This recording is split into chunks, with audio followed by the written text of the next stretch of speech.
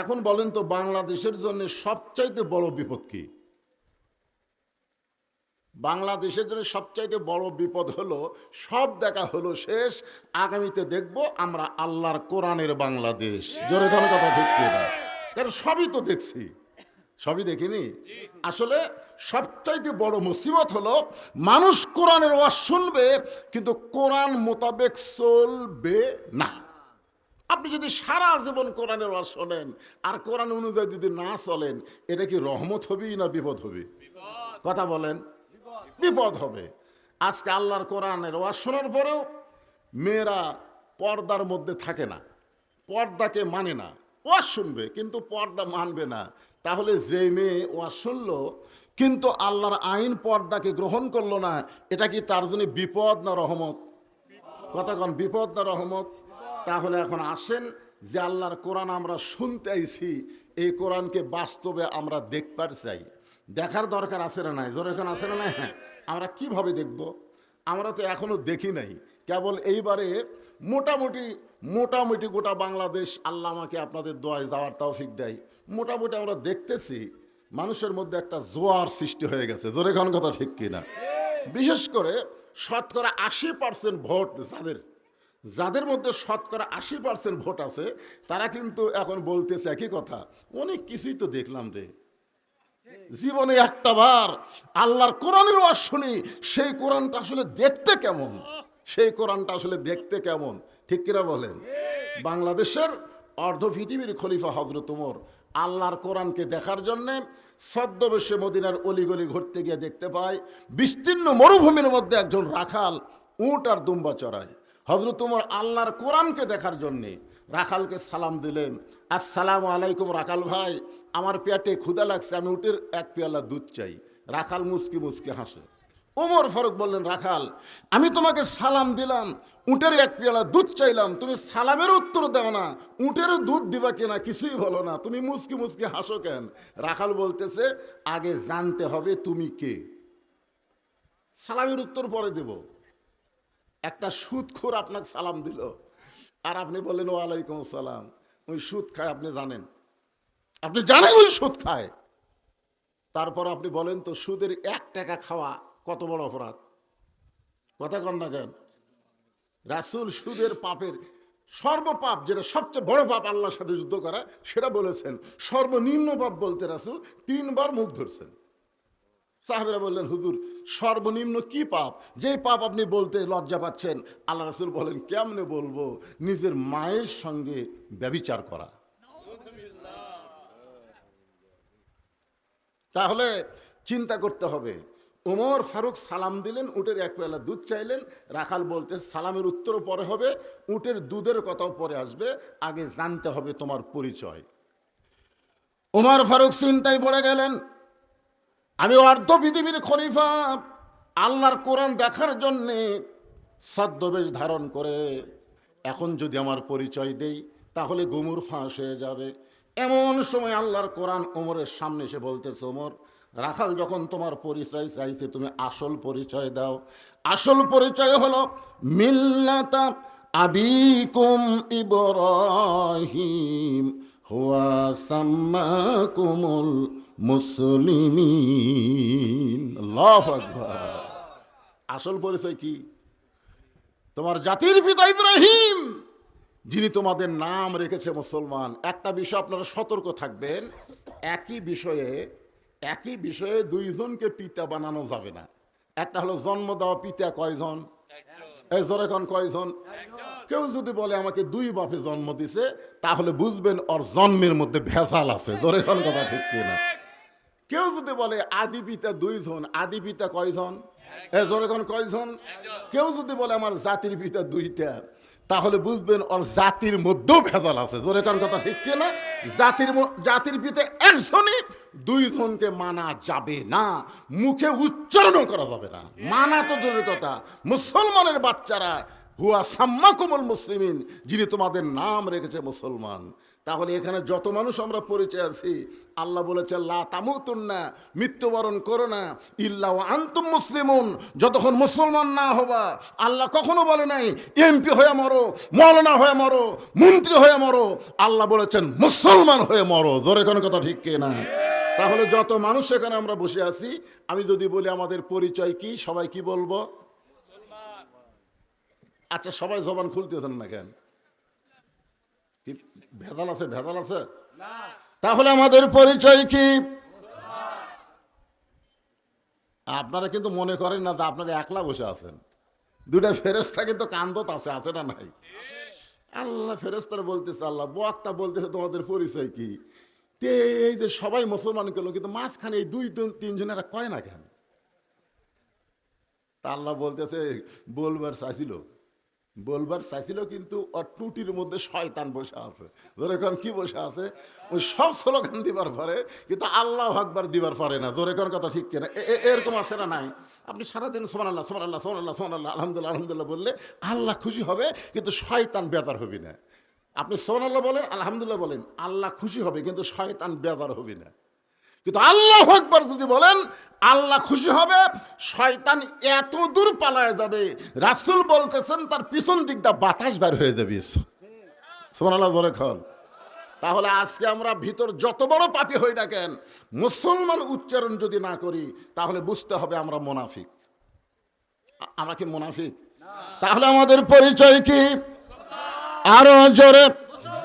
ওমর ফারুক বললেন, রাখাল, আমার পরিচয় যখন জানতে চাও, আমি হলাম একজন মুসলমান। রাখাল মুস্কি মুস্কি হাসে। ওমর ফারুক বললেন, পরিচয় দিলাম, তারপর হাসো কেন? রাখাল বলতেছে, আসল না নকল? মুসলমান তো পরিচয় দিলে, তুমি আসল মুসলমান না ভেজাল মুসলমান? আপনার বলেন তো, ওমর ফারুক কি ভেজাল মুসলমান? যার সম্পর্কে রাসূল বলেছেন, আমার পরে কেউ যদি নবী হতো লাউ কানা ওমর, আল্লাহ উমরকে নবী বানাই দিত। আর সেই উমরকে রাখাল বলতেছে, মুসলমান তো পরিচয় দিলা, আসল না ভেজাল? ওমর ফারুক বলে, রাখাল মুসলমান তো মুসলমানই, এর মধ্যে আবার আসল নকল কি? রাখাল বলতেছে, আসল মুসলমান যারা হবে তারা চাওয়ার ব্যাপারে সতর্ক থাকবে, দরকার হলে ফাঁসির মঞ্চে যাবে, কিন্তু রাষ্ট্রপতির কাছে বাঁচার দরখাস্ত লিখবে না। জোরে কোন কথা ঠিক না? এরকম আসল মুসলমান আমরা দেখিনি। যেরকম দেখেন নাই? উকিল এসে বলতে, স্যার আপনি একটা দলের আমির, আপনি যদি রাষ্ট্রপতির কাছে বাঁচার দরখাস্ত লেখেন, রাষ্ট্রপতি দয়া করে আপনাকে মাফ করে দিলে আপনার ফাঁসি কার্যকর হবে না। আসল মুসলমান মুচকি মুচকি হাসতেছে। উকিল বলে, হাসেন কেন? বলে, হাসার কারণ হলো, তুমি কার কাছে আমাকে দরখাস্ত লিখতে বলতেছো? বাঁচার দরখাস্ত লিখবো কার কাছে? বলে, রাষ্ট্রপতির কাছে। বলতেছে, আমি আমার জীবনে 3টা রাষ্ট্রপতিকে ক্ষমতার থাকা অবস্থায় মরা দেখছি। একটা হলো মুজিবুর রহমান, একটা জিয়াউর রহমান, একটা জিল্লুর রহমান। যারা ক্ষমতার থাকতে নিজেরাই মরে যায়, তাদেরই কোনো মুসলমান তাদের কাছে জীবন ভিক্ষা চায় না। কি জন্য কন্ত? যে জীবনে কোনোদিন দেখে নাই। আজকে প্রথম আমার জায়গা দখল করে যে লোকটা বসে আছে, বেহায়া যারা বেহায়া, তারা কিন্তু একবারই তাকে থাকতি। কার বউরে? আর যাদের শরম বেশি, হঠাৎ যদি চোখত পড়ে, কুল্লিল মুমিনিনা ইয়াগুদ্দু মিন আবসারিহিম, সঙ্গে সঙ্গে তার নজর নিচের দিকে যাবে। জোরে কথা কর না কেন? ওসমান গনি 3বার রাখালের দিকে তাকাইছে। একটা মূর্খ মানুষের দিকে যদি আপনি বারবার তাকান, তাহলে মূর্খ মানুষ খুশি হয় না, রাগ করে? মূর্খ মানুষের দিকে আপনি তাকান না কেন? দেখেন কি রাগ করে। রাখাল, এই মিয়া বারবার আমার দিকে তাকাও মিয়া। ওসমান গনি লাভ ধরে বলতেছে, ভাইজান কোনোদিন আপনাকে সামনে দেখি নাই, আজকে প্রথম দেখতেছি, এই জন্য বারবার তাকাইছি। আপনি এত গরম হওয়ার কারণ? রাখাল বলতেছে, আমি গরম হওয়ার কারণ আছে তো, আমি একজন রাখাল। যেই বলছে আমি একজন রাখাল, ওসমান গনি মুচকি মুচকি হাসতেছে। হাসার কারণ, তোমাকে কি হলো বাবা? এই এমনি তো সামনে ঢিঙ্গা দিয়ে ওরা দেখতে পাচ্ছে না।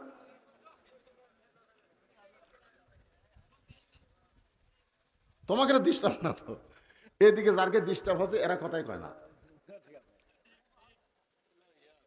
একটু মনোযোগ দিয়ে শোনেন, শুনতেছেন? অত্যন্ত গুরুত্বপূর্ণ বিষয় আলোচনা হচ্ছে।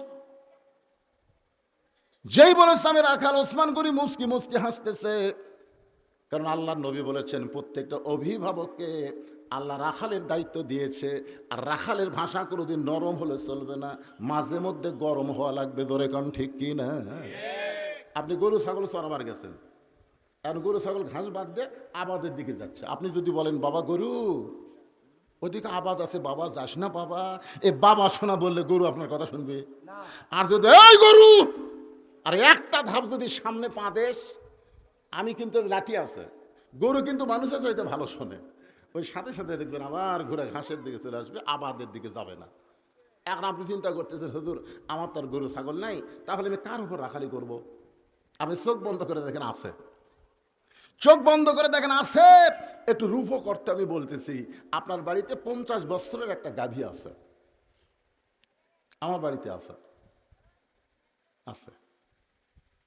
এই গাভী হলো আপনার বউ। হাসতেছেন কেন? আপনার বাড়িতে 22 বছরের একটা আইডিয়া আছে, আইডিয়া মানে আপনার ছেলে। আমি কিন্তু বলছি রূপও করতে বোঝানোর জন্য। 17 বছরের একটা বোকনা আছে, বোকনা মানে একটা মেয়ে। আপনি বলেন তো এই তিনটার উপরে আপনার রাখালি করার দায়িত্ব আছে না নাই? আপনি সামনে কাতারে এশার নামাজ পড়লেন, আপনি ভাবতেছেন আমার মতন সৌভাগ্যবান কে রে, আজকে সামনে কাতারে নামাজ পড়ছি। সামনে কাতারে নামাজ পড়ে বাড়ির দিকে যাচ্ছেন আর নিয়ত করছেন বাড়িতে যাই দেখবো আমার বউ এশার নামাজ পড়ে হয় কোরআন শরীফ পড়তেছে নাই তসবিহ টিপতেছে। এই নিয়ত করে বাড়ির মধ্যে যেই ঢুকছেন দেখেন ঘরের কোণা থেকে শব্দ আসতেছে হরি হরি হরি হরি লোলো লোলো লোলো লোলো। আমি একজন মুসলমান, সামনে কাতারের মুসল্লি, আর আমার বাড়িতে হরি হরি লোলো লোলো। ব্যাপার কি? যায় দেখেন আপনার 50 বছরের গাভী আপনার বউ ভারতের স্টার জলসা দেখতেছে। আপনি বলেন তো ওই সময় আপনি কি সুবহানাল্লাহ বলবেন?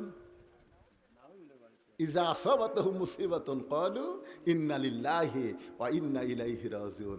মানুষ বললে আমরা ইন্না লিল্লাহি কই, আর আপনার বউ টিভি দেখতেছে, আপনি বলবেন ইন্না লিল্লাহি ওয়া ইন্না ইলাইহি রাজিউন। বুঝুন করতে কেন? কে মারা গেছে? আরে পাগলি, এটা মরার দোয়া না রে, এটা মরার দোয়া নয়। তুই যে কাম করতেছো এই মুহূর্তে আমার চাইতে বড় বিপদ আর কেউ নাই। কথা কোন বড় বিপদে কেউ আছে? কাছে গিয়ে আপনি আসতে বসবেন, আস্তে করে বলবেন জানিস যে স্টার জলসা জি বাংলা দেখতেছিস, ওই ভারত আমাদের 400 বছরের পুরাতন বাবরি মসজিদ ভাঙ্গা রাম মন্দির বানাচ্ছে। যারা আমাদের মসজিদ ভাঙ্গা রাম মন্দির বানালো তাদের কোনো চ্যানেল মুসলমানের ঘরে চলতে দেওয়া যাবে? আপনার বউ হাত ধরে বলবে ওরা মসজিদ ভাঙ্গা মন্দির বানাচ্ছে, এই রাখালি তো কোনোদিন করেননি। এই কথা তো আমারই বলেন নাই। আজ থেকে ভারতের চ্যানেলকে আমি তালাক দিয়ে দিলাম। ভারত বয়কট। জোরে কান ভারত, আরো জোরে কান, কথা কন না কেন? ভারত বয়কট। ওরা বলছিল না আমরা আলু বন্ধ করে দিলাম, আমরা পেঁয়াজ বন্ধ করে দিলাম, আমরা এটা বন্ধ করে দিলাম, চিনি বন্ধ করে দিলাম। ইউনূস সরকার তোরা বন্ধ করে দিয়ে কি করবি? ইউনূস নবীরে খাইল মাছেতে গিলিয়া, ফেরেশতা পাঠাইলেন আল্লাহ ইসমে আজম দিয়া, দমে দমে সে হরদম পড়ে সে ইসমে আজম, মাছেরই উদর হইতে বাঁচাইল প্রাণ। যদি ইউনূস নবীকে আল্লাহ মাছের উদর থেকে বাঁচাবার পারে, আমাদের ডক্টর ইউনূসকে ভারত যতই চক্রান্ত করুক তাকে ধরতে পারবে না। বাংলাদেশ তর গতিতে আল্লাহ আগায় নেবে। জোরে বলেন কথা ঠিক কিনা? এই জন্যে ভারত, আমি যাই বলবো ভারত, আপনার বলবেন বয়কট ভারত। যারা বলবে না কি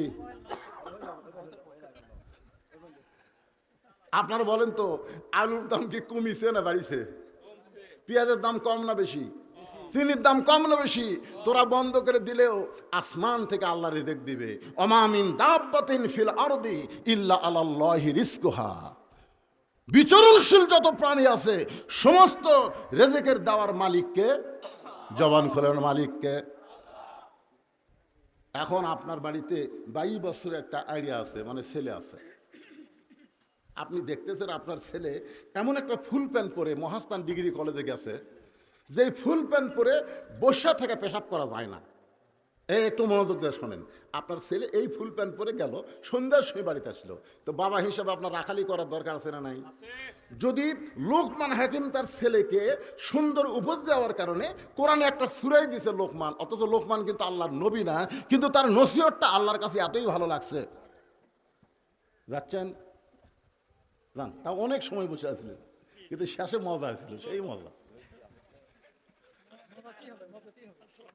হ্যাঁ সেই মজা শেষে। তো যাই হোক, এখন চিন্তা করে দেখ, এই ওটা বসা করতেছেন না ভাই, একটু ধৈর্য নিয়ে বসবেন। আল্লাহর বান্দারা, যেই কথা বলতেছে আপনার ছেলে যদি নষ্ট হয়ে যায়, ছেলের জন্য আল্লাহ আমাকে ধরবে, আগে বাপক ধরবে, কারণ আল্লাহ বলেছেন কো আনফুসাকুম ওয়াহলিকুম নার, জাহান্নামের আগুন থেকে যদি বাঁচতে চাও তোমার আহাল পরিবার নিয়ে বাঁচা লাগবে, হুকুম কার? তাহলে সন্ধ্যার সময় আপনি জিজ্ঞাসা করলেন, বাবা এদিকে আসো তো, ছেলেটা আসলো, আপনি বলতেছেন তুই যে সকালবেলায় ফুল প্যান্ট পরে মহাস্থান ডিগ্রি কলেজে গেলি, সন্ধ্যার সময় তুই বাড়িতে আসলি, তোর কি পেশাব লাগেনি? বলতেছে আব্বা পেশাব তো 2-3 বার করছি। তুই কেমনি করলি? এই ফুল প্যান্ট পরে তো বসা যায় না, তুই তাহলে কেমনি করলি? তখন বলতেছে আব্বা আপনি একজন বাপ হয়ে এই কথা শুনবার চাচ্ছেন, আপনার শরম লাগতেছে না? দাঁড়ায় পেশাব করছি। বাপ বলতেছে দাঁড়ায় পেশাব করা তো কুত্তার চরিত্র, তুই মানুষ হয়ে কুত্তা কেমনে হলি? এখন থেকে ফুল প্যান্ট তৈরি করবি, ঢিলা ঢালা, নাভির উপর থেকে মাপ দিবি, টাকনুর উপর পর্যন্ত মাপ দিবি। যেরকম কথা ঠিক কিনা? আপনার ছেলেকে এরকম নসিহত করার দরকার আছে না নাই? যেরকম আছে না নাই? আপনার মেয়ে হাইহিল পরে কিলকিল করে গোটা পাড়া ঘুরতেছে, আপনি ডবল হাজি। আপনার মেয়ের জন্যে অনেক ছেলেরা মিস কল মারতেছে। আপনার মেয়েকে আমার ওয়াজ দেওয়া ভালো করা যাবে না, আপনার নিজের ওয়াজ করা লাগবে। রাসূল ঘরের মধ্যে গিয়া দেখে ফাতেমা 2টা চুড়ি হাতে দিয়ে মুচকি মুচকি হাসতেছে। বয়স হলো মাত্র 9 বছর। 9 বছরের ছোট্ট ফাতেমা হাতের মধ্যে চুড়ি দিয়ে মুচকি মুচকি হাসতেছে। ফাতেমার হাসি দেখে আল্লাহর নবী আর ঘরের মধ্যে ঢুকলেন না, তিনি ঘর থেকে বাইরে গেলেন। ফাতেমা চমকে গেল, যে বাবা ঘরের মধ্যে ঢুকে আমাকে মা মা বলে আদর করে, সেই বাবা কেন ঘরের মধ্যে ঢুকলো না? বারান্দায় গিয়ে দেখে নবীর চোখ দিয়ে দর দর করে পানি পড়তেছে। ফাতেমা বললেন, বাবা কি দুঃখ আপনার মনে, কেন কাঁদতেছেন? রাসূল বলে, ফাতেমা যে দুনিয়াতে সাজবে মা, আল্লাহ তার আখিরাতের শ্বাস কমায়া দিবে। বেশি কিছু বলা লাগে নাই। এইটুকু বলার সঙ্গে সঙ্গে ফাতেমা হাতের চুড়ি খুলে মাটি ফাইলা দিলেন। নবী দৌড়ে গিয়ে চুড়ি 2টা করে জামার পকেটের মধ্যে ঢুকাই ফেললেন। ফাতেমা বললেন, বাবা যেই চুড়ি হাতে দেওয়ার কারণে আপনি ঘরের মধ্যে ঢুকলেন না, বারান্দায় কাঁদতেছেন, সেই চুড়ি ফেলে দিলাম, আপনি পকেটের মধ্যে কেন ঢুকালেন? রাখালি কারে করে দেখেন। রাসূল বললেন, ফাতেমা এই চুড়ি আমি যত্ন করে রাখবো মা। একদিন তোর নাকে নাকফুল পরানো হবে, একদিন তোর কানে কানের দুল পরানো হবে, একদিন তোর গলায় মালা পরানো হবে। ফাতেমা বললেন, বাবা কবে কবে? আল্লাহ রাসূল বললেন, যেদিন তোমার বিবাহ হবে। ও ফাতেমা, মেয়েরা কেবলমাত্র এক ব্যক্তির জন্য সাজতে পারবে মা, সেই ব্যক্তি হলো তার স্বামী। স্বামী ছাড়া অন্য কোনো পুরুষের জন্য মেয়েদের সাদা চলবে না। স্বামী ছাড়া অন্য কোনো পুরুষের জন্য মেয়েদেরকে আল্লাহর আইন পর্দা করা লাগবে। ধরে বলেন কথা ঠিক কিনা? অকরনা ফি বুয়ুতিকুন্না ওয়ালা তাবাররাজনা তাবাররুজাল জাহিলিয়াতিল উলা। মেয়েরা সাজুগুজু করে রাস্তায় বের হয় না, এ কথা কার? আরো জোরে বলেন। তাহলে আপনার বিবির উপরে, ছেলের উপরে, মেয়ের উপরে রাখালি করার দরকার আছে না নাই? ওসমান গনি আস্তে করে বসে বললেন, ভাইজান আমি একটু কষ্ট পাইনি, একটু মন খারাপ করিনি, তোমার কাছে জানতে চাচ্ছি, কোনোদিন তোমাকে সামনে কাতারে দেখিনি, আজকে প্রথম দেখতেছি। রাখাল বলতেছে, আজকে প্রথম কাতারে আইছি দেখার জন্য, আমি বারান্দার নামাজ পড়ি। আজকে প্রথম কাতারে আসছি আমি দেখার জন্য, আমি কুটি নামাজ পড়ি, বারান্দার নামাজ পড়ি। আজ দেখা হলে আর আসবো না। সারা জীবনের সাধনা খালি একটা বার, এই কষ্ট করে বারান্দার আরাম থুয়া সামনে কাতার আরো আসবো। ওসমান গনি বলতে, তো ভাই আপনার সাথে আজ দেখা হবি, তার গ্যারান্টি কি? রাখাল চুম করছে, গ্যারান্টি মানে? আমার চোখ ভালো, আসলেই দেখা হবে। ওসমান গনি বলে, ভাই রে, আল্লাহ আপনার কি চোখ দিল আর আমার কি ভোতরা চোখ। আজ কয়েক বছর হলে সামনে কাতারে নামাজ পড়তেছি, এখনো পর্যন্ত দেখার ভাগ্য হয়নি। রাখাল বলতেছে, দেখি আমার দিকে তাকান তো। ওসমান গনি যে তাকাইছে, রাখাল বলে, চোখের মুনি তো ঠিক আছে, দেখা হয় না কেন? রাখাল দেখতে আসে হযরত উমরকে, আর ওসমান গনি প্রত্যেক দিন দেখতে আসে নামাজের মালিক আল্লাহকে। কারণ আল্লাহ বলেছেন, আসজুদ ওয়াক্তারিব, তোমরা যখন সেজদায় যাবে আমি আল্লাহ তো আমাদের নিকটবর্তী হয়ে যাবো। ধরে কর সুবহানাল্লাহ। আনতাবুদুল্লাহ কাআন্নাকা তারাহু ফাইল্লাম তাকুন তারাহু ফাইন্নাহু ইয়ারাকা। রাসূল বলেছেন, কোন ব্যক্তি যখন আল্লাহর ইবাদতের মধ্যে শামিল হবে, ইবাদতের মালিক আল্লাহকে দেখতে পাবে। আল্লাহ যদি দেখা সম্ভব না হয়, আল্লাহ তাকে দেখতেছে, এই বিশ্বাস তার কলিজার মধ্যে আসবে। ওসমান গনি চোখের পানি বের করে বলে, ভাইজান কয়েক বছর হলে সামনে কাতারে নামাজ পড়ি, এখন পর্যন্ত আমার দেখা হয় না। রাখাল বলতেছে, তাহলে তুমি আমার হাত ধরো, তুমি আমার হাত ধরো, আমি নিজেও দেখব এবং তোমাকেও দেখায় দিব। এমন সময় আল্লাহর কোরআন ওসমান গনির সামনে এসে বলতেছেন, ইয়া আইয়ুহাল্লাযীনা আমানুত্তাকুল্লাহা ওয়া কুনু মা'আস সাদিকিন। সবাই বলেন আল্লাহু আকবার। রে ঈমানদারেরা, আল্লাহর ভয় যদি কলিজার মধ্যে রাখতে চাও, তাহলে সত্যবাদীদের তোমরা সাথী হও। এই আয়াতের ব্যাখ্যায় বলা হয়েছে, সত্যবাদীদের দল করো, সত্যবাদীদের ভোট দাও। সত্যবাদীর সাথী হওয়া মানে কি? মা'আস সাদিকিন। আপনারা বলেন তো, সত্যবাদী কারা? আল্লাহর কোরআন নিয়ে কথা বলে যারা। কারণ কোরআন যখন আমরা তেলাওয়াত শেষ করি, তখন কি বলি? সাদাকাল্লাহুল আলী আজিম, সাদাকাল্লাহুল আলীল আজিম। এই কথা কেন বলি? কারণ এই কোরআনের মধ্যে কোনো ভুল নাই, সন্দেহ নাই। যালিকাল কিতাব লা রাইবা ফি হুদাল লিল মুত্তাকিন। এখানে কি বলতেছে? যে মুত্তাকি যদি তুমি সবসময় তোমার মধ্যে রাখতে চাও আল্লাহর ভয়, ওয়া কুনু মা'আস সাদিকিন, তাহলে সত্যবাদীদের তুমি দল করো, সত্যবাদীদের তুমি সাথে হও। এবার ওসমান গনি আয়াতকে বিশ্বাস করে রাখালের হাতটা ধরে মনে মনে চিন্তা করতেছে, আমার যোগ্যতা আমি দেখতে পাইনি, আমার যোগ্যতা আমি দেখতে পাইনি। আজকে ভাগ্যগুণে এমন একটা লোক পাইছি যে নিজেও দেখবে এবং আমাকেও দেখায় দিবে। ধরে কোন সুবহানাল্লাহ। ওসমান গনি হাত ধরে আছে কার? কথা কয় না, কার হাত ধরে আছে? নিজকে বড় মনে করতেছে না ছোট মনে করতেছে? তা আমার যোগ্যতা আমি পাইনি রে, আজকে একটা পাইছি বাবা, যে নিজেও দেখবে এবং আমাকেও দেখায় দিবে।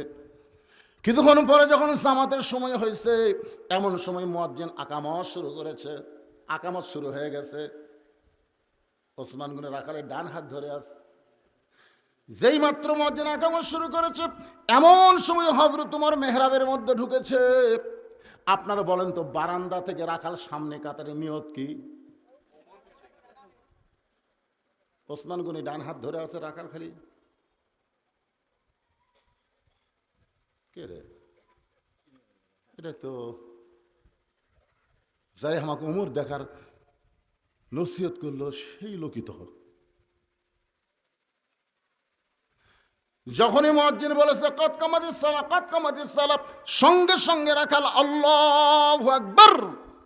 ওসমান গনি বলে, রাখাল ভাই, ইমাম সাহেব ভুল করলে মানুষ লোকমা দেয়, এখনো আকামতি শেষ হয় নাই আর তুমি আল্লাহু আকবার লোকমা দিলা। রাখাল বলতেছে, এই জন্য তো তুই কানা, এই জন্য তুই সামনে কাতার আসিস, দেখবার পাস না আমি কি জন্য লোকমা দিলাম মিয়া, তুমি জানো না? সঙ্গে সঙ্গে দ্বিতীয় কাতারের একজন সাহাবী দৌড়ে এসে রাখালে হাতটা হ্যাঁচকা টান দিয়ে বলে, পাগল, তুই তারে কানা কানা বলে তিরস্কার করতেছিস, এই মহামানবকে তুই চিনিস? তুই যারে কানা কানা বলে তিরস্কার করতেছিস, এই মহামানবকে তুই চিনিস? রাখাল বলতেছে, আমি বারান্দায় নামাজ পড়ি, আমি ভিতরের কাউরে চিনি না। সাহেব বলে, পাগল রে,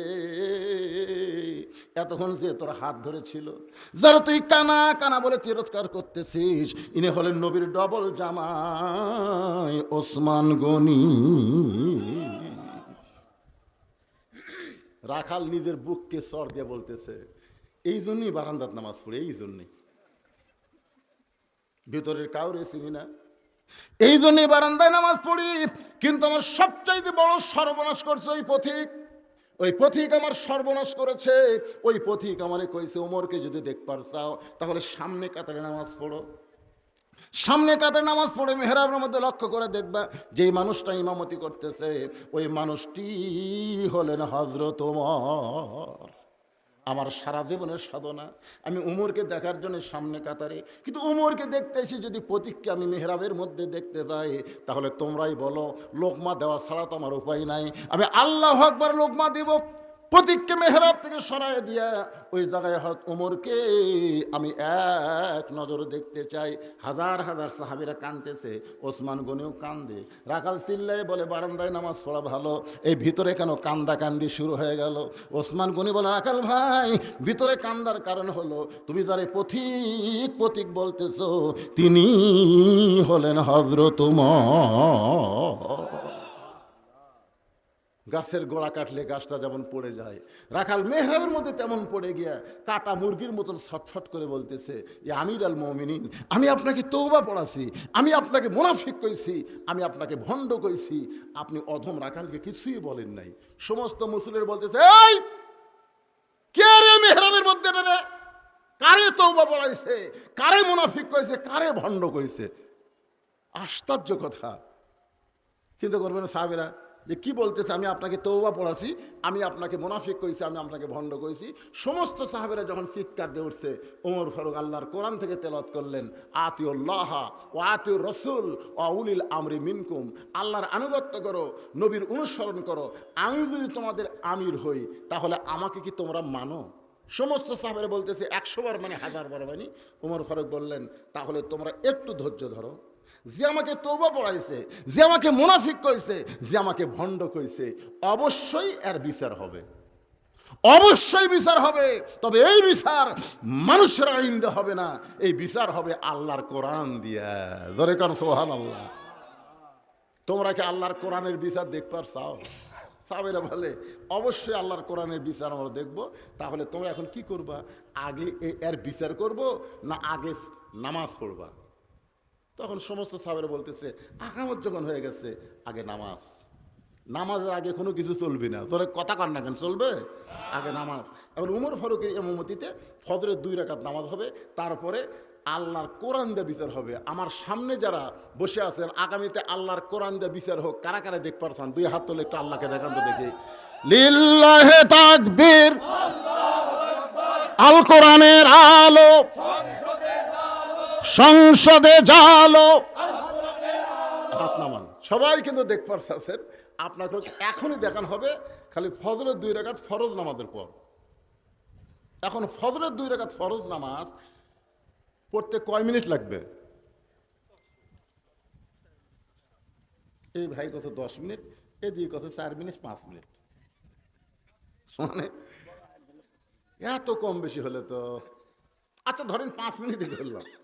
ভাইয়েরটাও 10 মিনিট, খুব লেন্দি নামাজ হলে একদিন মুসল্লি পেলে পরের দিন আর পাওয়া যাবে না, ওই লিখেলে শেষ হয় না। ধরে কোন ঠিক কিনা?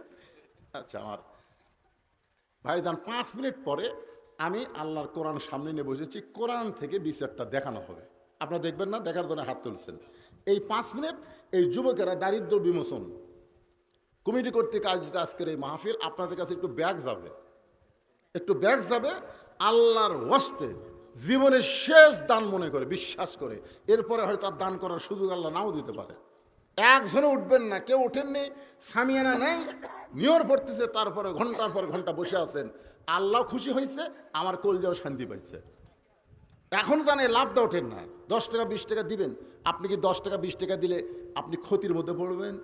আর সাদাকাতু তারুদ্দুল বালা, আল্লাহ রাসূল বলেছেন দান সদকা করলে বালা মুসিবত আল্লাহ দূর করে দেয়। ও তাজিদু ফিল উমর, আল্লাহ তার হায়াত বাড়ায় দেয়। জোরে কান সুবহানাল্লাহ, আল্লাহ বাড়ায় দেয়। তো এই জন্য আপনাদের কাছে ব্যাগ যাচ্ছে, ব্যাগ আনার কোথায় ভাই? না দেরি করেন কেন? পিছন দিক থেকে আপনারা ব্যাগ লিয়া ধরেন। 10 টাকা 20 টাকা 50 টাকা চাইতে পারবেন, আল্লাহর রাস্তে বার করেন। শয়তান যেন ধোঁকা দেবার না পারে। ভিতরের শয়তান কিন্তু মারাত্মক শয়তান, মিন শারিল ওয়াসওয়াসিল খান্নাস। এ আপনাকে ধোঁকা দেবেন, দেশ না। কিন্তু আপনি জানেন না, আজকের দেওয়াটাই, আপনার এই সামান্য দান করাটাই দারিদ্র বিমোচনের ক্ষেত্রে বিশাল উপকার দেবে। এই যুবকেরা আরও উৎসাহ পাবে। এখানে অনেকে আছেন যে হুজুর আমরা ব্যাগের মধ্যে না দিয়া 500,000 টাকা যদি আপনার হাতত দেই, অবশ্যই নেওয়া যাবে। আমি হাত বাড়াই দিলাম। যদি কেউ মনে করেন ইজা আসাবাতুহুম মুসিবাতুন ক্বালু ইন্না লিল্লাহি ওয়া ইন্না ইলাইহি রাজিউন।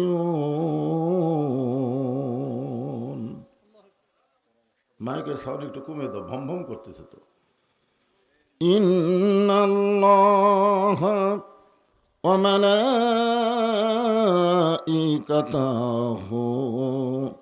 ইসাল্লুনা আলান নবী ইয়া আইয়ুহাল্লাযীনা আমানু সাল্লু আলাইহি ওয়া সাল্লিমু তাসলিমা।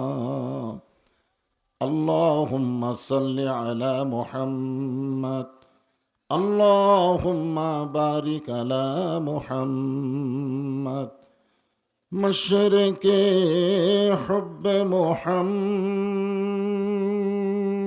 সকলে বলি সাল্লাল্লাহু আলাইহি। मतलाए दीवानी माँ, मतलाए खुर्शीद अशकास, सीनाए सुजानी माँ बलागल उला बि कमालिही, कशफत दुजा बि जमालिही, हसनत जमीओ के सालिही, सल्लो अलैहि व आलिही। अल्लाहुम्मा आमीन। জান্নাতের বাগান থেকে জান্নাতি মানুষদেরকে নিয়ে আমি গুনাহগার তোমার রহমতের দরজায় দোখানা হাত তুলেছি আল্লাহ। হাসরের ময়দানে জব্বার আর কাহার নামে রূপ নিয়া তুমি যখন বিচার শুরু করবে, তোমার সামনে দাঁড়ায়া সমস্ত নবীরা নাফসি নাফসি বলে কাঁদতে থাকবে। এমন কঠিন অবস্থা হাসরে হবে, সেদিন সমস্ত নবী তার উম্মতকে ভুলে যাবে, শুধু বলবে আল্লাহ আমার কি হবে, আমার কি হবে। একমাত্র দরদি নবী শাফাতের কান্ডারি ইয়া রব্বে হাবলি উম্মতি বলে সেজদায় পড়ে যাবে। সেই কঠিন মুসিবতের সময় আজকের এই মাহফিলকে ওসিলা করে আমাদের সবাইকে রাসূলের উম্মতের কাতারে আল্লাহ কবুল করে নিও। সুবহান রাব্বিকা রব্বিল ইজ্জাতি আম্মা ইয়াসিফুন ওয়া সালামুন আলাল মুরসালিন আলহামদুলিল্লাহি রব্বিল আলামিন। লা ইলাহা ইল্লাল্লাহ। এটা নামে গেছে, একটু তুলে দিলে। লা ইলাহা ইল্লাল্লাহ, লা ইলাহা। উনকা দিশান হবে তাই।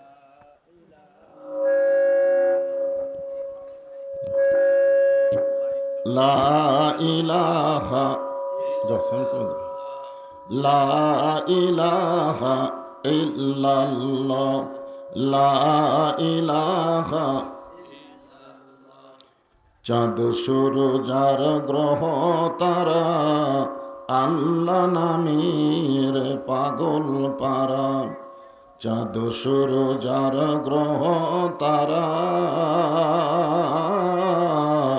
আল্লাহ নামের পাগল পারা। আমার আল্লাহ নামের এতই দয়া,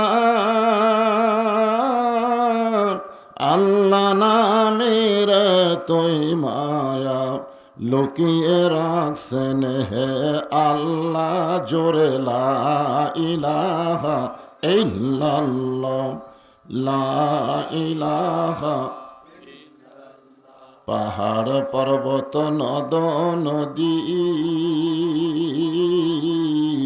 এ নাম গাহে নীরবদি পাহাড় পর্বত নদ নদী এ নাম গাহে নীরবদি আমার আল্লাহ নামের এতই মধু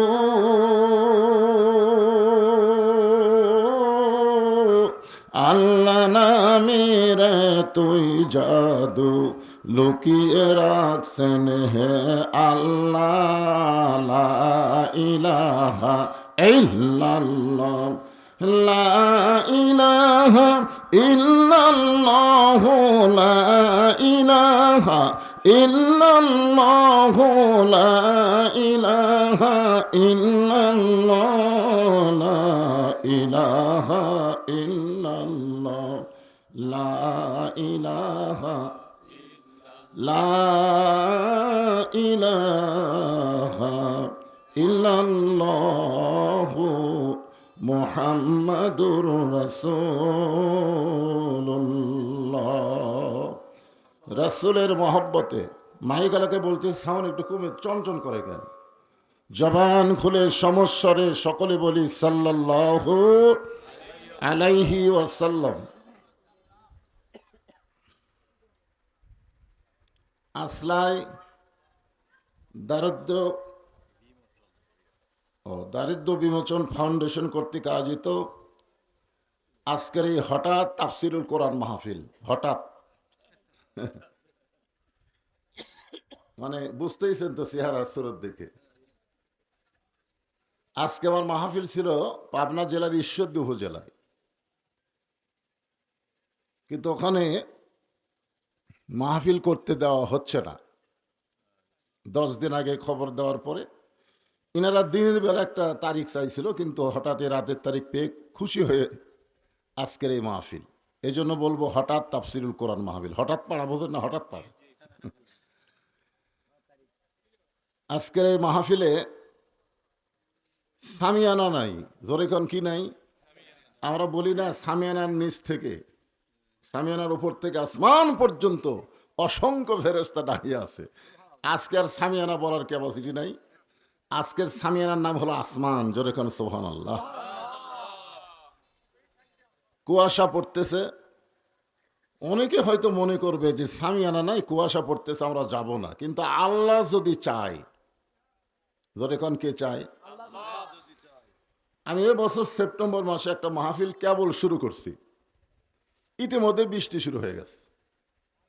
তা আমি বললাম আল্লাহ যদি চায়, আজকের যেই শরীরে বৃষ্টি পড়লো ওই শরীরের জন্য জাহান্নাম হারাম হয়ে গেল।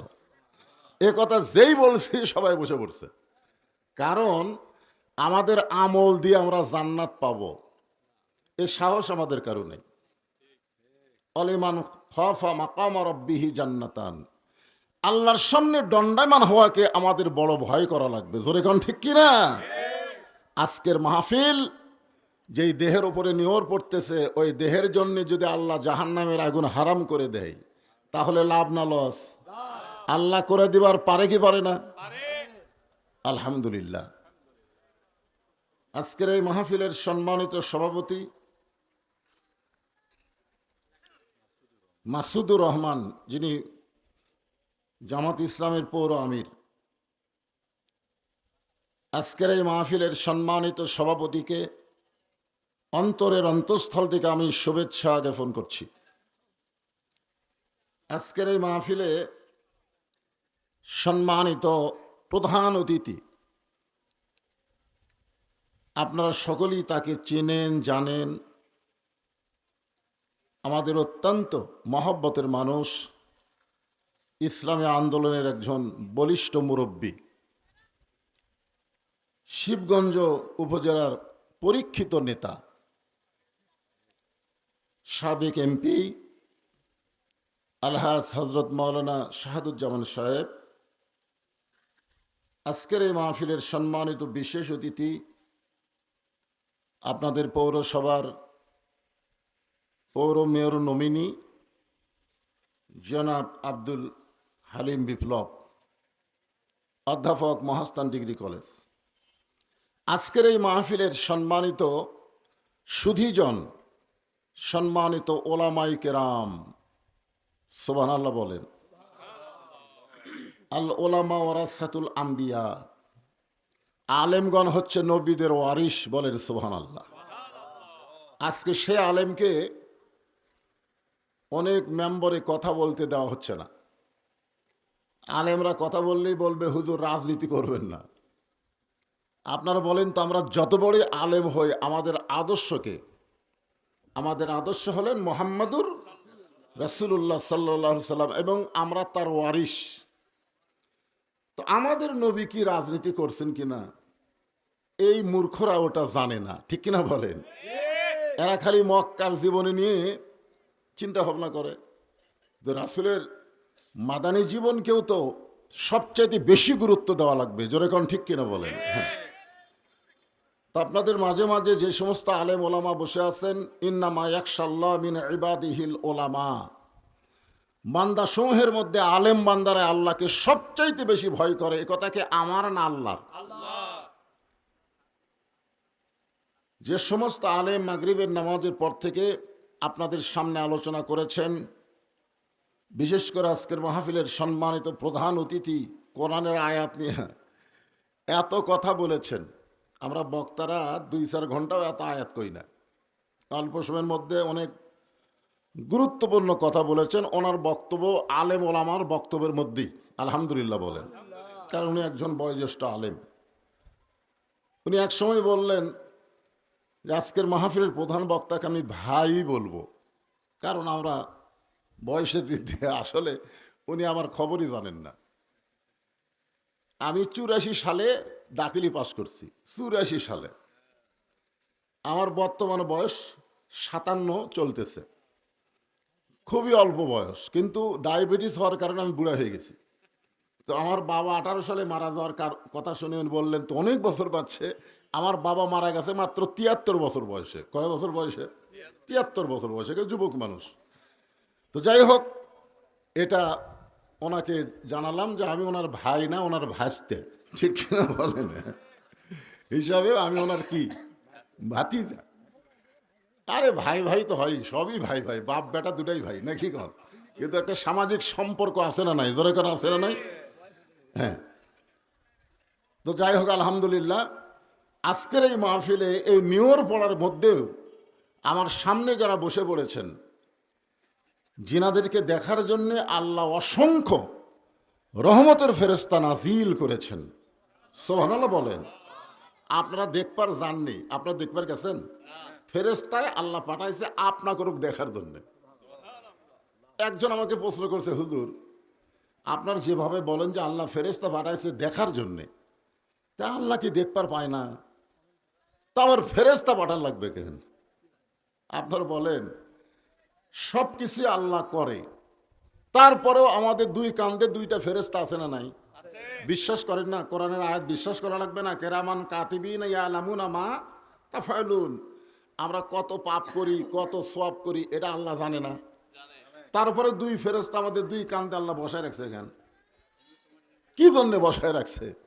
আসলে আমরা বলি যে অনেক কিছুই বুঝতে হবে, তর্ক করা যাবে না। তর্ক করা যাবে না। আপনার তর্ক করতে পারবেন? আল্লাহ বলেছেন মা আসাবাকা মিন হাসানাতিন ফামিন আল্লাহ, আবার বলেছেন অমান আসাবাকা মিন সাইয়্যাতিন ফামিন নফসিকা। এই আয়াত যখন আমি পড়ি তখন আমি তো আশ্চর্য হয়ে যাই। আমরা এতদিন বলতাম যত খারাপ কাজ করি সমস্ত খারাপ কাজ হলো শয়তান করায়। এই কথা কিন্তু আমি অনেক জায়গায় বলেওছি যে ভালো কাজ করাই কে? আল্লাহ। যখন ভালো কাজ করাই কে? আর খারাপ কাজ করাই কে? না, এটা কিন্তু হচ্ছে না। এই আয়াত অনুযায়ী এখানে বলা হচ্ছে খারাপ কাজ করে তোমার নফস, তোমার ভিতরে যে শয়তান আছে এইটাই হলো বড় শয়তান। মিন শাররিল ওয়াসওয়াসিল খান্নাস। আমাদের ভিতরে একটা শয়তান আছে না নাই? জোরে করে আছে না নাই? শয়তান ইবলিস বহু চেষ্টা করে আপনাকে মসজিদ থেকে বাইরে রাখতে পারলো না। আপনি গেলেনই, ভিতরে ঢুকলেন, আল্লাহুম্মা আফতাহ লি আবওয়াব রাহমাতিক বলে ঢুকাই পড়লেন ডান পা দিয়া। তখন ইবলিস শয়তান কাঁদতেছে। এ কান্না দেখে ইবলিস শয়তানের সন্তান মিন শারিল ওয়াসওয়াসিল খান্নাস, এই খান্নাস কিন্তু ইবলিসের সন্তান। তো বলতেছে আব্বা আপনি কান্দেন না। কয় না, অনেক চেষ্টা করলাম মসজিদে ঢুকতে দেব না, কিন্তু ও তো বাইরে থাকলো না, তো ভিতরে ঢুকেই গেল। তখন বলতেছে ও ভিতরে ঢুকলেও মসজিদের ভিতরে ঢুকেছে, আমি খান্নাস ওকে নামাজের মধ্যে ঢুকতে দেব না। কারণ মসজিদের মধ্যে ঢুকলে কোনো লাভ নাই, ঢুকতে হবে নামাজের ভিতরে। জোরে কোন কথা ঠিক কিনা?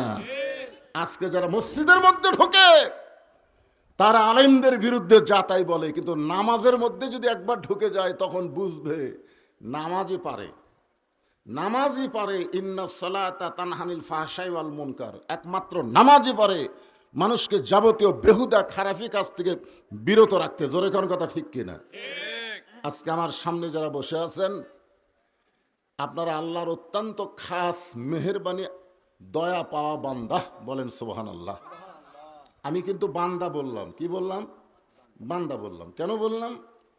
কারণ বান্দা সম্পর্কে আল্লাহ বলেছেন ফাদখুলি ফি ইবাদি ওয়াদখুলি জান্নাতি, যারা বান্দা হবে তারা জান্নাতের মধ্যে প্রবেশ করবে। আপনারা বলেন তো এই মুহূর্তে আপনার যে জায়গায় বসে আছেন এই জায়গার নাম কি? জান্নাত না, রিয়াজুল জান্নাহ, বেহেশতের টুকরা, বেহেশতের বাগানের মধ্যে আপনারা বসে আছেন। তো আপনারা কি বিশ্বাস করতে পারেন না যে আল্লাহ তাআলা আমাদেরকে জান্নাতের বাগানে ঢুকালেন, ওই আল্লাহ যে আমাদেরকে জান্নাতে ঢুকাবেন এ ব্যাপারে কোনো সন্দেহ? আলহামদুলিল্লাহ, এই জান্নাতি মানুষকে আমি অন্তরের অন্তঃস্থল থেকে শুভেচ্ছা জ্ঞাপন করছি। আমার সম্মানিত মা বোনেরা, পর্দার অন্তরালে বসে বসে যারা আলোচনা শুনতেছেন তাদেরকেও শ্রদ্ধা জ্ঞাপন করে এই মুহূর্তে জানতে চাচ্ছি আপনারা সকলে কেমন আছেন? আলহামদুলিল্লাহ রব্বিল আলামিন। যে আল্লাহ শারীরিক সুস্থতা, মানসিক প্রশান্তি দান করে আজকের এই জান্নাতের বাগানে কবুল করলেন, আমরা সে আল্লাহর প্রতি খুশি না বেজার? তাহলে জবান খুলে সমস্বরে সকলে বলবো রব্বানা লাকাল হামদ হামদান কাসীরান তাইয়িবান মুবারাকান ফিহি। ভাগ্য গুণে আমরা আল্লাহ পেয়েছি, ভাগ্য গুণে। রুহের জগতে আল্লাহ আমাদেরকে পছন্দ করে, দুনিয়ার জগতে মুসলমানের ঘরে আল্লাহ আমাদের কবুল করেছেন, যার কারণে আমরা জন্মের পরে যখন কথা ফুটেছে তখন আমাদের মা আমাদের শিখাইছে আল্লাহ। ধরে কারণ ঠিক কিনা? যদি হিন্দুর ঘরে জন্ম নিতাম ভুলেও আল্লাহ বলতাম না, ভগবান ভগবান বলতাম। ঠিক কিনা বলেন? ভগবানের ভ বাদ দেন, গবানের কোনো অর্থ হয় না। গবানের গ বাদ দিলে বান মানে বুন না, দুনিয়ার কোনো মানুষ পছন্দ করে না। বা বাদ দিলে নো মানে ভগবান নাই হয়ে যায়। ঠিক কিনা বলেন? কিন্তু আমরা যাকে আল্লাহ হিসেবে পাইছি, আপনি কোরআনে দেখেন আল্লাহু লা ইলাহা ইল্লা হুয়াল হাইয়ুল কাইয়্যুম। মন যদি চায় আলিফ বাদ দেন, আল্লাহ বাদ দিবার পারবেন না। লিল্লাহি মা ফিস সামাওয়াতি ওয়াল আরদ। আবার যদি মন চায় আর একটা লাম বাদ দেন, আল্লাহ বাদ পড়বে না। লাহুল মুলকু ওয়া লাহুল হামদ। আবার যদি মন চায় আর একটা লাম বাদ দেন, ওয়াল্লাহুল্লাযী লা ইলাহা ইল্লাহু। আমার আল্লাহর সব কিছু বাদ দিলে আল্লাহ বাদ পড়ে না। ভাগ্যগুণে যে আল্লাহ আমরা পেয়েছি, আমাদের আল্লাহ সদা বিরাজমান। জোরে বলেন কথা ঠিক? ভাগ্যগুণে আমরা একজন নবী পাইছি, তিনি শুধু নবী না, তিনি হলেন আমাদের নেতা। তিনি হলেন আমাদের কি? আল্লাহুম্মা সাল্লি আলা সাইয়্যিদিনা মুহাম্মদ। যেই নবী আমাদেরকে বাঁচানোর জন্য আল্লাহর কাছে উকিল হবেন। আল্লাহ যখন হাকিম হয়ে আমাদেরকে আসামি বানায় বিচার শুরু করবেন, ওই সময় আমাদের নবী উকিল হয়ে, ব্যারিস্টার হয়ে আল্লাহর কাছে সুপারিশ করে, ওকালতি করে আমাদেরকে জান্নাতে পৌঁছায় দিবেন। এমন একজন নবীর উম্মত হওয়া কিন্তু ভাগ্যের ব্যাপার। ঠিক কিনা বলেন? আমরা যে কোরআন থেকে আলোচনা শুনব, আমাদের কাহালুতে কোনো মানুষ যখন মারা যায়, মরার খবর শুনলেই সে যদি মুসলমান হয়, তাহলে সবাই বলে ইন্না লিল্লাহি ওয়া ইন্না ইলাইহি রাজিউন। আপনাদের শিবগঞ্জের খবর কি? ওই একই খবর। তার মানে মরার পরে আমাদের কাহালও যা, আপনাদের শিবগঞ্জও তাই। ঠিক কিনা বলেন? এটা কি মরার পরে, বাঁচা অবস্থায় না, মরার পরে। এটা কিন্তু মুসলমান মরলে, আমরা 15 বছর দেখছি কোনো আওয়ামী লীগ যদি মারা যায় আর ফেসবুকে যদি সে বলে যে আওয়ামী লীগের উমুক নেতা মারা গেছে, 100টা কমেন্টের মধ্যেও একটা কমেন্টও ইন্না লিল্লাহ হয় না, সবাই বলে আলহামদুলিল্লাহ। তার মানে বোঝা গেল আওয়ামী লীগেরা মুসলমানের মধ্যে ছিল না। কথা কর না কেন, মুসলমান বললে ইন্না লিল্লাহ হবি, তা আলহামদুলিল্লাহ বলে কেন? মানে এত অত্যাচার, এত নির্যাতন আমাদেরকে করেছে, যার কারণে আমরা মরলে মনে করতাম আলহামদুলিল্লাহ, খুশি। তো এখন ওই পথে যারা চলতেছে তারা অপেক্ষা করো, তোমরা মারা গেলে মানুষ ইন্নালিল্লাহ বলবে না, আল্লাহর শুকরিয়া আদায় করবে। জোরে কোনো কথা ঠিক কিনা? সতর্ক হওয়া দরকার, সতর্ক হওয়া দরকার। তোমরা কি ফেসবুক টিপো না? হ্যাঁ, চিন্তা করতে হবে। এখানে আল্লাহ বলতেছেন ইজা মানে যখন, আসাবাতহুম মুসিবা, তোমাদের উপরে বিপদ আপদ মুসিবত আসবে, ক্বালু তখন তোমরা বলবে ইন্না লিল্লাহি ওয়া ইন্না ইলাইহি রাজিউন। তাহলে আয়াতের অর্থে আমরা বুঝলাম এটা মানুষ মরার পরে পড়ার জন্য আল্লাহ তাআলা নাজিল করে নাই। এটা বলেছেন বিপদ আপদ মুসিবত যখন আসবে তখন তোমরা এই ইন্না লিল্লাহ পড়বে। এ কথা কার? আল্লাহর। তুমি যদি আসল মুসলমান হও, তুমি দুধ চাইলা কার কাছে? সঙ্গে সঙ্গে উমরের চোখ দিয়ে দর দর করে পানি পড়তেছে। আল্লাহ, তোমার কোরআন যখন দুনিয়াতে চালু থাকবে, উমর যদি ভুল করে একটা রাখাল পর্যন্ত ভুলটা ধরতে পারবে। আজকে মসজিদের মধ্যে আল্লাহর কোরআন চালু আছে না নাই? জোরে কোন আছে না নাই? যদি ইমাম সাহেব দাওরা পাস হয়, ডবল টাইটেল পাস হয়, আর যদি আসরের নামাজের 3 রাকাতে বসে, বসা লাগবে 2 রাকাতে, বসা লাগবে 4 রাকাতে, কিন্তু ইমাম বসে গেছে কয় রাকাতে? 3 রাকাতে বসে গেছে। এখন একটা অটো ভ্যান চালায়, এ চিন্তা করে কে রে, আসরের নামাজের বইটা হলো 2টা, 2 রাকাত 4 রাকাত, হুজুর যে 3 রাকাতে বসলো, সামনে কাতারে যারা মুসল্লি ওরা কে খেয়াল নেই। মানে শয়তান নামাজত খারাপ করছে ঠিকই, কিন্তু মন গেছে আর একদিকে। এরকম মুসল্লি থাকে কি থাকে না? তো ভ্যানালা বলছে আল্লাহু আকবার। যেই বলছে আল্লাহু আকবার, ইমাম মনে মনে বলতেছে বৈশা যাব, আমি 41 সালের আগে উঠবো না। দরকার হলে দিনের ভোর রাত্রে কর্ম, ড্যামি ভোট কর্ম, কিন্তু আমি উঠবো না। আপনারা বলেন তো, মসজিদের সমস্ত মুসল্লি ভ্যানালার পক্ষে হবে না ইমামের পক্ষে হবে? ভ্যানালার পক্ষে হবে। কারণ মসজিদে আল্লাহর আইন চলে। এখানে কোনো নেতা যদি নিজের আইন চালাতে চায়, আমরা তাকে লোকমা দিব, লোকমা যদি গ্রহণ না করে তাকে বাদ দিয়া নতুন আর একটা নেতা বানাবো। কিন্তু মানুষের কোনো আইন চলবে না, কোনো স্বৈরাচারী ভাব চলবে না। জোরে বলেন কথা ঠিক কি না? আজও মসজিদের মধ্যে আইন চলতেছে আল্লাহর। শুধু মসজিদের মধ্যে আল্লাহর আইন চললে হবে না, সমাজের মধ্যে আল্লাহর আইন আনা লাগবে, রাষ্ট্রে আল্লাহর আইন নিয়ে যাওয়া লাগবে। ঠিক কিনা বলেন? আপনার দেখেন মসজিদের মধ্যে কিছুটা হলেও আল্লাহর আইন চলতেছে, চলতেছে না ভাইজান? হ্যাঁ, খুব খেয়াল করেন। তো এখন রাখাল বলতেছে তুমি যদি আসল মুসলমান হও, তুমি দুধ চাইলা কার কাছে? ওর ফারুকের চোখ দেখি পড়তেছে, পানি পড়তেছে। আল্লাহ, তোমার কোরআন যখন দুনিয়াতে চালু থাকবে, উমর যদি ভুল করে একটা রাখাল পর্যন্ত লোকমা দিবার পারবে। ওমর ফারুক চোখের পানি বের করে বলতেছেন রাখাল ভাই, আসলে চাওয়ার ব্যাপারে আমার ভুল হয়ে গেছে। রাখাল বলতেছে ভুলটা যখন স্বীকার করেছ, আল্লাহ তোমাকে তওবা করার সুযোগ দিয়েছে। তার মানে বোঝা গেল লা তাকনাতু মির রাহমাতিল্লাহ, ইন্নাল্লাহা ইয়াগফিরুয যুনুবা জামিয়া, ইন্নাহু হুয়াল গাফুরুর রহিম। আমরা যত বড়ই পাপী হই না কেন, যদি বুঝবার পারি আমরা পাপ করেছি, সেখান থেকে ফিরে আসার রাস্তা আছে না নাই? এই ফিরে আসার রাস্তার নাম কি? তওবা। জোরে বলেন নাম কি? আমরা 54 বছর ভুল করেছি, 54 বছর আমরা ভুল করেছি, যেটি সেটি সিল মারছি। জোরে কোন কথা ঠিক কথা বলেন না কেন?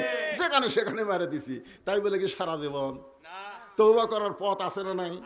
উমর ফারুক বললেন রাখাল, তাহলে আমি তওবা পড়ি। রাখাল বলতেছে তুমি মূর্খ মানুষ, তুমি তওবা কেমনে পড়বা?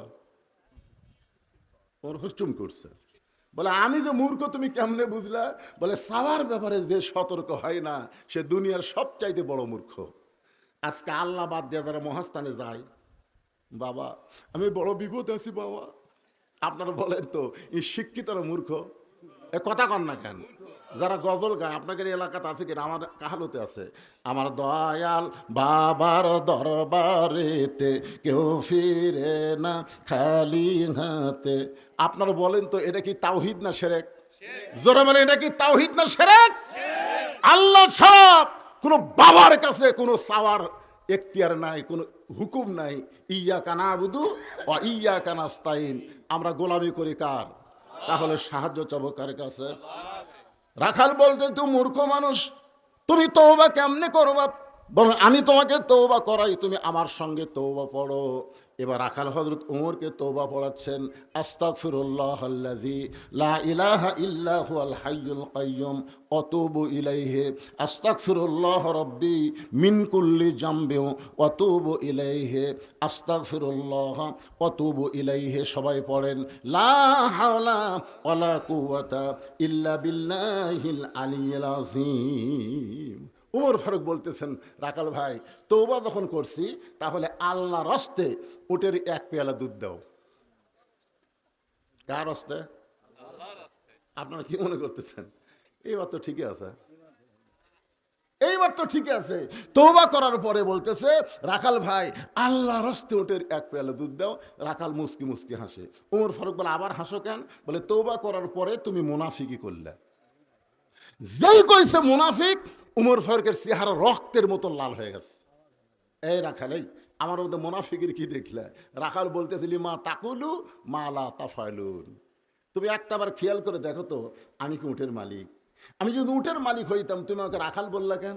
আর যখনই তুমি আমাকে রাখাল বলেছ, তখন তোমার মন বলতেছে আমি উটের মালিক না। আর মালিক বাদ দিয়ে কেউ রাখালের কাছে আল্লাহর হস্তে চাইলেও রাখাল দিবার পারবে না। যার প্রমাণ আমি নিজে বহু আজ আমি কইছি আপনাদের, শুনছেন। টেস্ট থেকে যেই নামছি, একজন দৌড়েছে 100 টাকা দিয়ে হুজুর দোয়া করেন। টাকা চকচকা পকেটে থেকে বললাম, কি দোয়া? কারণ বইয়ের বাড়ি বাচ্চা আইছে, আল্লাহ যেন একটা পুত্র সন্তান দেয়। সঙ্গে সঙ্গে আমি চিন্তা করলাম, আমি নিজেই 3টা কন্যার বাপ, তাহলে সেই কন্যার বাপের কাছে পুত্র সন্তানের দোয়া চাইছে। আমার দোয়া যদি আল্লাহ কবুল করতো, আমাকে আল্লাহ একটা পুত্র সন্তান দিত। জোরে এখন ঠিক কিনা? আপনারা কি মনে করছেন লাগাতার 3টা কন্যা সন্তান আছে, আমি একবারও পুত্র সন্তানের দোয়া করিনি? প্রথমবারে যখন মেয়ে হলো, পেটে বাচ্চা আসলে আর বউ কয়, সবসময় আল্লাহর কাছে কবা আল্লাহ যেন এবার একটা পুত্র দেয়। আমি সব ওয়াক্তে আল্লাহর কাছে বলছি, আল্লাহ একটা পুত্র দিও, তাও আবার কন্যা হচ্ছে। 2 মেয়ে বিবাহের পরে আবার একটা চান্স নিলাম। মনে করলাম অনেক বছর হয়ে গেছে, দেখি তো আল্লাহ একটা পুত্র দেয় কিনা। এত কিছু করতেছি, মসজিদ, মাদ্রাসা, এতিমখানা, আল্লাহ আবার একটা কন্যা দিল। তাহলে চিন্তা করে দেখেন, আমার দোয়া দিয়ে যদি পুত্র হয়, আল্লাহ আমাকে দিত। আমি চিন্তা করলাম যে হবে না, পকেট থেকে 200 টাকা বের করে দিলাম। ওকে, হুজুর আমি তো টাকা চাইনি, দোয়া চাইছি। পাগল, আমি 3 মেয়ের বাপ। বলে, হুজুর আমার টাকা আমারে দেন, আপনার টাকা আপনি নেন। ওরে যখন টাকা দিলাম, মারছে দৌড়। আমি বললাম, কোথায় যাবি? বলে, ওই হুজুরের কাছে যাব যার পুত্র সন্তান আছে। আমি বললাম, কোনো হুজুর না, কোনো পীর না, কোনো বাবা না, পাওয়ার যদি চাও তাহলে মালিকের কাছে চাও।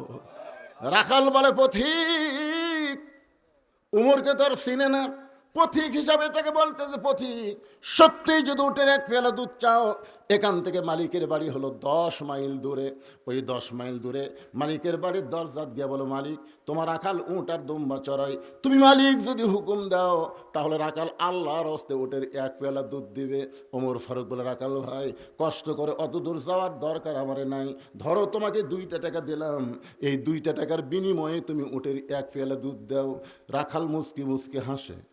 ওমর ফারুক বলে, আবার হাসো কেন? বলে, হাসার কারণ হলো তুমি হযরত উমরকে চিনো। তুমি যদি হযরত উমরকে চিনতা, এরকম ব্যবসায়ীরা প্রস্তাব করতে পারত না।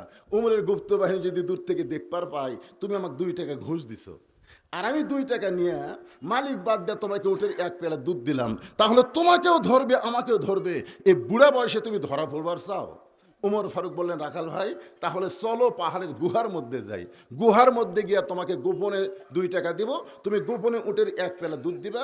উমরের গুপ্ত বাহিনীও ধরতে পারবে না, তোমার মালিকও জানতে পারবে না। রাখাল চিল্লায় বলে, তুমি ভণ্ড, তুমি ভণ্ড, তুমি ভণ্ড। উমর ফারুক বলে, রাখাল আমার মধ্যে ভণ্ডামের কি দেখলে?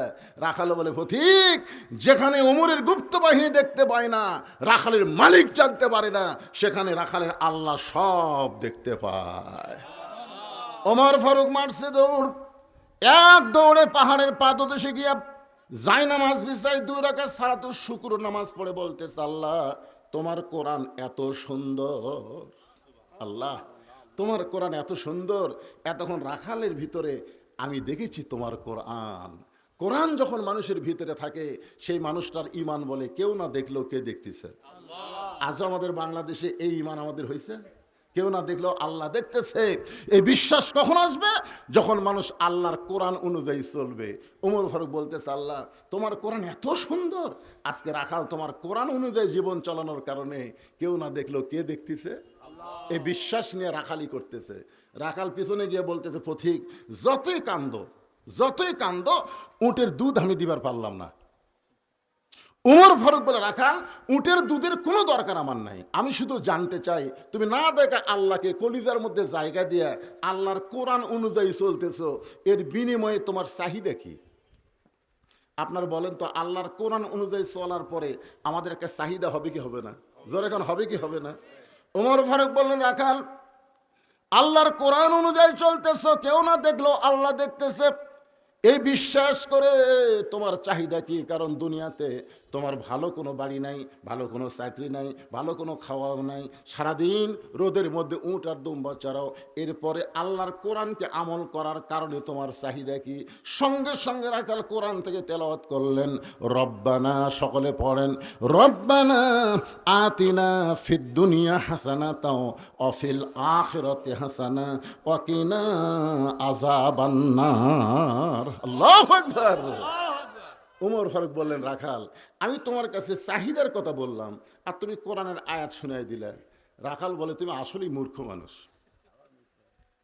কে রে, এই আয়াতের মধ্যে আমি দুটা চাহিদার কথা কইলাম, একটা হলো দুনিয়ার সৌন্দর্য, একটা হলো আখেরাতের সৌন্দর্য।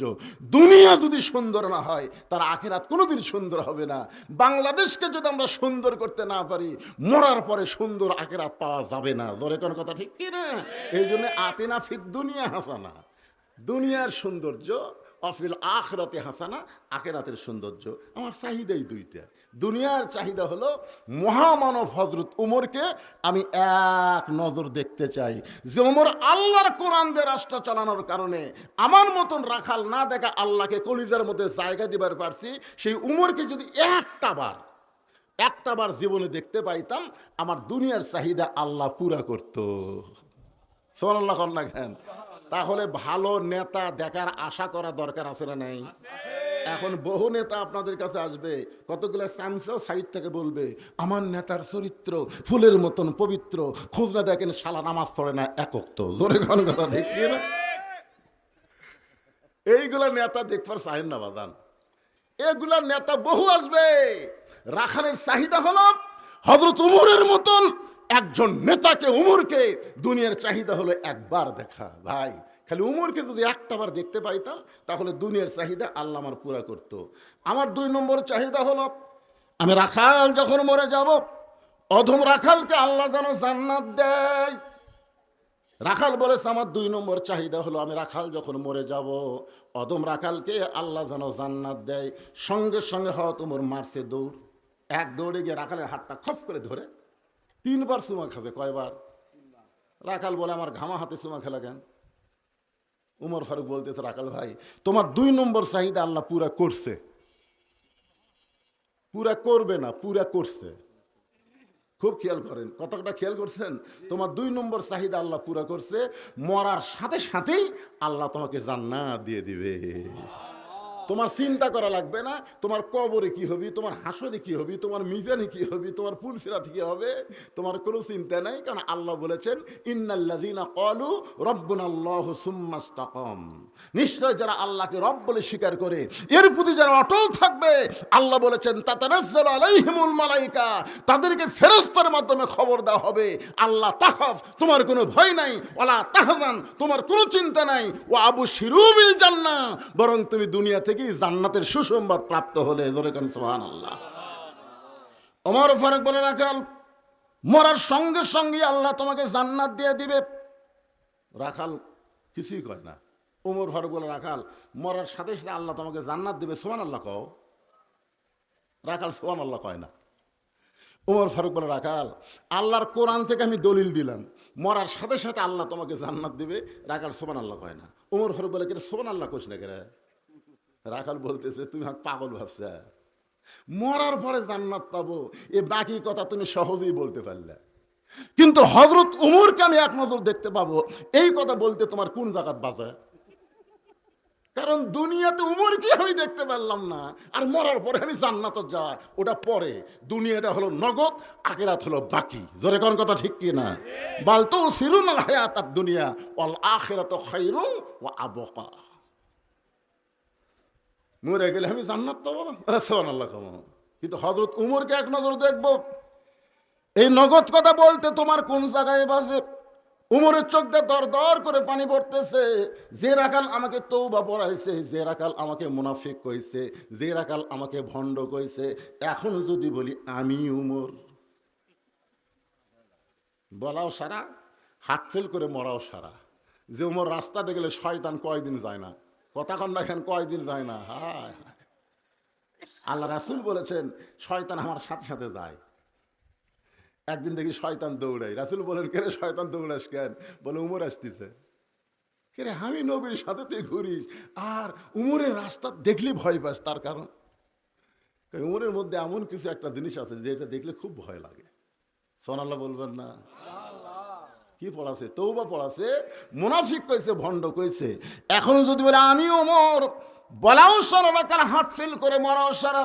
উমর ফারুক চিন্তায় পড়ে গেলেন, আমি যে ওমর, এইটা রাখালকে কেমনে বলবো?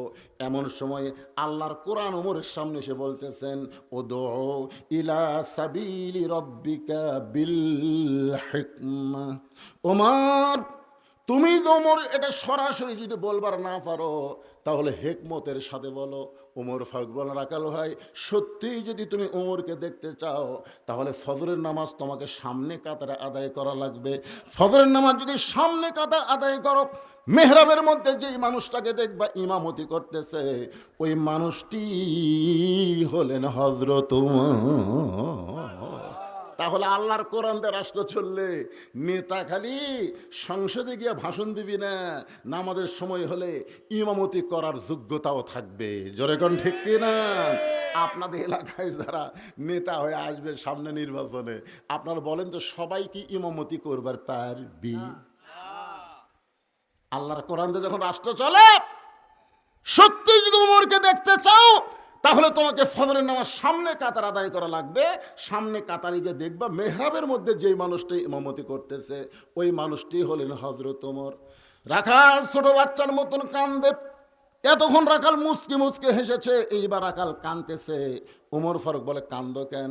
রাখাল বলতেছে, আমি বারান্দাত নামাজ পড়ি, আমি বারান্দাত নামাজ পড়ি, আমি মসজিদের ভিতরে ঢোকার সাহস কোনোদিন পাইনি।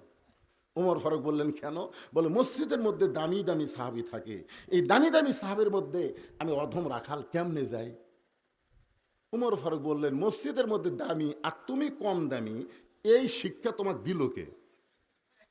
স্টেজের ওপর তুমি বক্তা, তুমি বেশি দামি, আর ভিজা মাটির উপর যারা বসে আছে এরা কম দামি, এই শিক্ষা তোমাকে দিল কে? হাসরের ময়দানে দেখা যাবে অনেক বক্তাকে আল্লাহ তক্তা বানায় জাহান্নাম দেবে, অনেক শ্রোতাকে আল্লাহ ওয়াজ আমল করার কারণে বিনা হিসাবে জান্নাত দিয়ে দিবে। ধরে কোন কথা ঠিক না? আল্লাহ কোরআনে বলেছেন, ইন্না আকরামাকুম ইনদাল্লাহি আতকাকুম। ওই ব্যক্তি সবচাইতে দামি হয় যার কলিজার মধ্যে আল্লাহর বেশি ভয়। তুমি রাখাল বারান্দার নামাজ পড়ো, তুমি কম দামি, আর মসজিদের মধ্যে যারা নামাজ পড়ে এরা বেশি দামি, এই ভুল তোমাকে বুঝালো কে? সত্যই যদি উমরকে দেখতে চাও তাহলে তোমাকে সামনে কাতারে নামাজ আদায় করা লাগবে। এখন তুমি কি বলবা বলো? রাখাল বলতেছে, তাহলে আজকে এশার নামাজ পড়ে আর আমি বাড়ি যাচ্ছি না। এই খুব খেয়াল করেন। ওমর ফারুক বললেন, কেন? বলে, এশার নামাজ পড়ে যদি বাড়ি যাই, ফজর যদি সামনে কাতারে না পাই। ওমর ফারুক বললেন, রাখাল, তুমি কি জানো 5 ওয়াক্ত নামাজের মধ্যে 3 ওয়াক্ত নামাজ তাড়াতাড়ি আর 2 ওয়াক্ত লম্বা? এটা কি তুমি জানো? আসর, মাগরিব, এশা, দেখেন 1 ওয়াক্ত শেষ না হতেই আর 1 ওয়াক্ত আসে হাজির। এশার কিছুক্ষণ পরে, মাগরিবের কিছুক্ষণ পরে দেখেন এশার আজান। আজকে দেয়নি কতক্ষণ? তাহলে এই 3 ওয়াক্ত নামাজ তাড়াতাড়ি হয়, আর এশা থেকে ফজর, ফজর থেকে জোহর, এই 2 ওয়াক্ত লম্বা কেন? রাখাল বলে, আমি তো জানি না। উমর ফারুক বললেন, তাহলে শোনেন রাখাল ভাই, আপনি ফজর থেকে জোহর লম্বা সময় আল্লাহ দেওয়ার কারণ হলো এই সময়ের মধ্যে আপনি চাকরি বাকরি করবেন, ব্যবসা বাণিজ্য করবেন, খেতে খামারে কাজ কাম করবেন। এইগুলো করতে গিয়ে আপনার দেহের যে ক্ষয় হবে, এশা থেকে ফজর আল্লাহ লম্বা সময় দিছে। ওই লম্বা সময়ের মধ্যে আপনি ঘুম পারলে ওই ক্ষয়টা আল্লাহ ঘুমের মাধ্যমে পূরণ করে দিবে। নাওমাকুম সুবাতা, ঘুম হলো আল্লাহর নিয়ামত। জোরে কোন সুবহানাল্লাহ। তাহলে এশা থেকে ফজর যদি সামনে কাতারে দৌড়বার চান, আপনার সুগত যদি ঘুম ধরে, রাখাল বলতে যে ঘুম যদি ধরেই তাহলে মসজিদের এক সাইডে ঘুমায় যাব। যদি ধরে তাহলে মসজিদের এক সাইডে ঘুমায় যাব। উমর ফারুক বললেন, রাখাল মসজিদের মধ্যে ঘুম পাড়ার দলিল দাও। আপনি যে মসজিদের মধ্যে ঘুম পাড়বেন তার একটা দলিল থাকা লাগবে। কথা কন না কেন ভাই? আজকে মসজিদের মধ্যে কোরআনের দর্শ দেয়, শালারা দেখবার পারে না, নাস্তিকের বাচ্চারা কোরআনের দর্শ দেয়, এইটা ওদের পছন্দ হয় না। একদল সারা বছর ঘুমাই, ওই শালা করে কিছু কয় না। কথা কন না কেন? কথা কন, হক কথা বলা লাগবে। কথা সাওবেল হক, হক কথা বলবেন না কি বলবেন? যদি ঘুম ধরে তুমি কি করবা? ঘুম তো দূরের কথা, জোহরের নামাজ পড়ে সবাই বাড়িতে গেছে, এরা তিনজন চার ফ্যান দিয়ে গল্প করতেছে, এক আধ ঘন্টা হয়, গল্প শেষ হয় না। ফেরেশতারা বলতেছে, আল্লাহ সবাই বাড়িতে গেল, এরা তিনজন মানুষ চার ফ্যান দিয়ে গল্প করতেছে, এর কি রেজাল্ট কি? আল্লাহ বলতেছে, এরা গল্প করার সময় মাথার উপর যে ফ্যান ঘুরেছে, এই ফ্যানের কারেন্টের বিল এরা আলাদাভাবে না দেওয়া পর্যন্ত এরা জান্নাতে যাওয়ার পারবে না। কারণ মসজিদ আর বাপের ঘর না যে ইচ্ছা মতো গল্প মারবি। জোরে কোন কথা ঠিক কিনা? ফাইজা কুদিয়াতি সালা ফান্তাশিরু ফিল আর, নামাজ হয়ে গেছে, মসজিদের মধ্যে কি আলুর দাম কম দেখে গল্প মারবে? সামনে আবার কি আবাদ করবে? আয় আয়, শিবগঞ্জের আলুঘাটি কি সাদরে, কিন্তু পাওয়া যাচ্ছে না। হুজুর আলুর দাম কম, আমরা ঘাট পারি মন চায় না। মানে মন এত খারাপ হয়ে গেছে। কি বলতেছেন? ওয়ালা নাবলু আন্নাকুম বিশাইয়্যিম মিনাল খাউফি ওয়াল জুই ওয়া নাকসিম মিনাল আমওয়ালি ওয়াল আনফুসি ওয়াস সামারাতি ওয়াবাশশিরিস সাবিরিন। আল্লাহ বলেছেন, ধৈর্য ধরো, মালিক ক্ষতি জানি ক্ষতি, নানা রকম ক্ষতি দিয়ে আমি আল্লাহ তোমাদের পরীক্ষা করব। কথা কোন ঠিক কি না? এবার কমছে দেখে আপনি ধৈর্য ধরেন। ইন্নাল্লাহা মা'আস সাবিরিন, ধৈর্যশীলদের সঙ্গে কে আছে? কথা কি বিশ্বাস করতেছেন আপনারা? এই যে এখানে ধৈর্য ধরে বসে আছেন, কুয়া পড়তেছে, কুয়া কমে যাবে। দুই একজন কি ওটা বসা করতেছেন নাকি? চাচ্ছেন উঠপার, চাচ্ছেন, এরকম নিয়ত হচ্ছে। হুজুর যদি পেশাব লাগে তাহলে উঠবো না, না, আপনি পেশাব লাগলে উঠবেন না, লাগলে উঠবেন না। কারণ আল্লাহ বলেছেন, অনুনাজ্জিলু মিনাল কোরআনি মা হুয়া শিফাউ ওয়া রাহমাতুল লিল মুমিনিন। মুমিনদের যাবতীয় রোগের ঔষধ হিসাবে, শিফা হিসাবে আমি আল্লাহ তাআলা কোরআন নাজিল করেছি। সেই কোরআনের আলোচনা শুনতে সে যদি পেশাব লাগে, আর আপনি যদি একটু ধৈর্য ধরে কন্ট্রোল করেন, পেশাব জাতীয় যত ব্যারাম আল্লাহ কোরআনের ওসিলায় ভালো করে দিবে। সুবহানাল্লাহ। জোরে খান, আল্লাহ পারে কি পারে না? জোরে খান, পারে কি পারে না? একটু ধৈর্য নেন। এতদিন রাখাল নামাজ পড়েছে বারান্দায়। উমর ফারুক বললেন, রাখাল আজানের গুরুত্ব দিও। 5 ওয়াক্ত নামাজের মধ্যে সবচাইতে গুরুত্বপূর্ণ আজান হলো ফজরের আজান। আপনারা বলেন তো, ফজরের নামাজ যদি কেউ জামাতে না পড়ে তার খবর কি? বাড়িতে পড়লো কিন্তু জামাতত গেল না। এশা এবং ফজর এই 2 ওয়াক্ত নামাজ জামাতত না পড়ে বাড়ির যদি পড়ে, ওর মধ্যে মুনাফিকে আছে। জোরে কান কি আছে? কথা বলেন। এই যুবকেরা যারা এই সাইডে বসে আছে, সবগুলো যুবক, রাত 12টা 1টা পর্যন্ত ফেসবুক চলে, তুমি যখন ঘুমায় যাও, আর সালাতু খায়রুম মিনান নাওম কি তোমার কানত পড়ে? দেখছেন ও কোথায় কয়ে দিতে পড়ে না। যুবকেরা কথাই কয় না, পড়ে। আপনি যুবক, আপনি ফেসবুক চালান? আসলেই তো আপনি ফেসবুক চালান না। যারা চলায় এরা এমন ভাবে ঘুমায় যায়, ফেসবুক চালাইতে চালাতে ঘুম ধরলো, থুয়ে দিল, ঘুমায় গেল। ঘুমের কোনো দোয়াও নেই। আসসালাতু খায়রুম মিনান নাওম, ঘুম হইতে নামাজ অতি উত্তম। ওমর ফারুক বললেন, রাখাল আজানের গুরুত্ব দিও। এতদিন রাখাল নামাজ পড়ছে বারান্দায়, আজকে যেই মাত্র ফজর আজান শুরু হয়েছে, এত জোরে রওনা দিয়েছে, বারান্দায় গিয়ে বলতেছে, বারান্দা খালি আজকের দিন, আজকের দিন তুই যেন কিছু মনে করিস না, কারণ আমি বারান্দারই পাটি, কিন্তু আজকে ভিতরে ঢুকতেছি খালি দেখার জন্য। দেখা হয়ে গেলে এই কষ্ট করে ভিতরে কে যাবি, তাও আবার সামনে কাতারে। আপনারা যারা বারান্দার নামাজ পড়েন এরা কিন্তু মসজিদের আগে এসেও মসজিদের মধ্যে ঢোকে না, কারণ মসজিদের মধ্যে ঢুকে বাবা কেউ যদি ঠেলা দেয় সামনে কাতার দেয়, সালাম ফেরানোর পরে কিছু মোনাজাত করে যখন বের হওয়ার চাই দেখে দেখো সুন্নতির জন্য খাড়া হচ্ছে, ওই যে কি বেকারি দাঁত পড়ে। এখন আমার নাম মসজিদের মধ্যে লাঠি থোছে, ধরে এখন কি থোছে, লাঠি ঢোকা দিয়ে তাও বের হয় লাগবে, ভিতরে থাকবে না। ভিতরে ঢোকার নিয়ম আছে ভাইজান, সবাই ঢুকতে পারবে না। ঢুকতে গেলে একটা দোয়া পড়া লাগবে, আল্লাহুম্মা আফতাহলি আবওয়াব রাহমাতিক। শুধু দোয়া পড়লে হবে না, ডানপন্থী হয়ে ঢোকা লাগবে। ধরে এখন কি পন্থী, ডান পায়ে ঢুকতে হবে। এতদিন রাখাল নামাজ পড়েছে বারান্দায়, আজকে মসজিদের মধ্যে ঢুকে যখন সামনে কাতারে যাওয়ার চায়, প্রত্যেকটা সাহাবী নড়ে সরে রাখালকে যাওয়ার রাস্তা করে দেয়।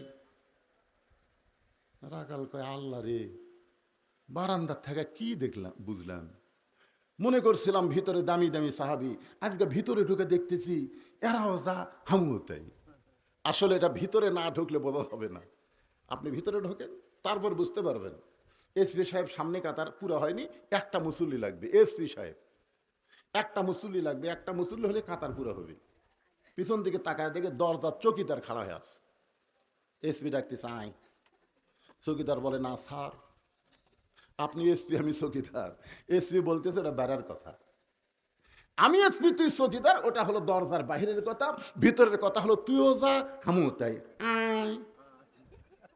চৌকিদার ভয়ে যায় না, এসপি নিজের কাতার ছাড়া চৌকিদার হাত ধরে তো ডাকি যাস না কেন। চৌকিদারকে কাছে নিয়ে যা বলতেছে আমার পাশে খাড়া হ, পায়ের গোড়ালির সঙ্গে গোড়ালি মিল কর, কাতার যদি সোজা না হয় 27 গুণ সব কিন্তু হবি না। এখন চৌকিদার পায়ের গোড়ালির সঙ্গে গোড়ালি লাগায় চিন্তা করি, এটা আমার গোড়া ফাটা, এসপিটা তেলতেলা, আজকে ফাটা তেলতেলা এক হয়ে যাবি। বুঝছেন, আওয়ামী লীগ বিএনপি জামাত 3 জন ঢুকছে, এখন ইমামতি করবি কে? তখন আওয়ামী লীগই ঠেলা দেয়, সামনে যাও ভাই সামনে যাও। জামাত কয় আমি না যুদ্ধ অপরাধী, কই ভাই ওটা বাইরে, ভিতরে তুই নেতা, ভিতরে তুই নেতা আমরা মুসল্লি। ও ভিতরে গেলে তোমরা বুঝতে পারো সামনে যাওয়া কে পারে। যারা সামনে যায় আল্লাহ তাদেরকে আগামীতে সংসদে নিয়ে যাবে। তোরে কোন কথা ঠিক কেরা? একটু মনোযোগ দিয়ে শুনবেন, ভিতরে না ঢুকলে বোঝার উপায় নাই। এতদিন রাখাল নামাজ পড়ছে বারান্দায়, আজকে ভিতরে ঢুকে সামনে কাতারে মেহরাব বরাবর সামনে কাতারে ফজরের 2 রাকাত সুন্নত নামাজ, খুবই গুরুত্বপূর্ণ সুন্নত। সুন্নত 12 রাকাত পড়াই লাগবে। কয় রাকাত? 12 রাকাত সুন্নত আপনাকে 5 ওয়াক্ত নামাজের মধ্যে পড়া লাগবে। তার মধ্যে ফজরের 2 রাকাত সুন্নত হলো সবচাইতে গুরুত্বপূর্ণ সুন্নত। রাসূল বলেছেন আসমান জমিন বিক্রি করেও ফজরের 2 রাকাত সুন্নতের সমান হবে না। জোরে কান সুবহানাল্লাহ। জোহরের 6 রাকাত, আগে 4 পরে 2, মাগরিবের পরে 2, এশার পরে 2 আর ফজরের আগে 2, এ কত হলো? 12 রাকাত। রাখাল ফজরের 2 রাকাত সুন্নত নামাজ আদায় করে চুপটি করে বসে আছে যে আজকে আমার জীবনের আশা আল্লাহ পুরা করবে, আজকে মেহরাবের মধ্যে হক ওমরকে আমি দেখতে পাবো।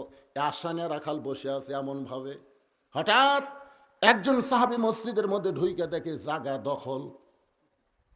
এতদিন ওই জায়গায় যে সাহাবী নামাজ পড়তো সেই জায়গা একজন বসে আছে। ওই সাহাবীর নাম হলো ওসমান গনি। জোরে কোন নাম কি? আল্লাহ রাসূল বলেছেন আমি যখন ইমামতি করব, আমি তখন আমার পিছনে যিনি দাঁড়াবে তার নাম হলো আবু বকর। আবু বকর যখন ইমাম হবে, আবু বকর বরাবর যিনি পিছনে দাঁড়াবে তার নাম হলো উমর। উমর যখন ইমাম হবে, উমর বরাবর যিনি পিছনে দাঁড়াবে তার নাম হলো ওসমান। ওসমান যখন ইমাম হবে, ওসমান বরাবর যিনি পিছনে দাঁড়াবে তার নাম হলো আলী। আলী যখন ইমাম হবে, আলী বরাবর পিছনে। রাসূল আর কারোর নাম কয় না। সাহাবারা বললেন ইয়া রাসূলুল্লাহ, হযরত আলী যখন ইমাম হবে, আলী বরাবর পিছনে কে দাঁড়াবে? সঙ্গে সঙ্গে রাসূল বললেন মা ইয়ান্তিকু আনিল হাওয়া ইন হুয়া ইল্লা ওয়াহয়ুহা।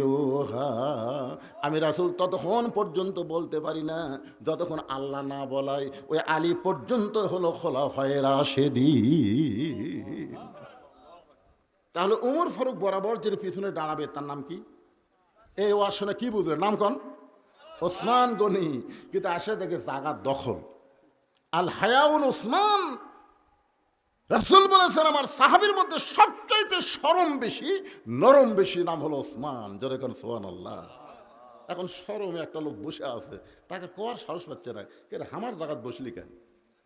বরং ওসমান গনি কাছে এসে দেখে রাখালের পাশে ফাঁকা জায়গা, ওই ফাঁকা জায়গা 2 রাকাত সুন্নত নামাজ পড়ে 3 বার রাখালের দিকে আমরাও হব।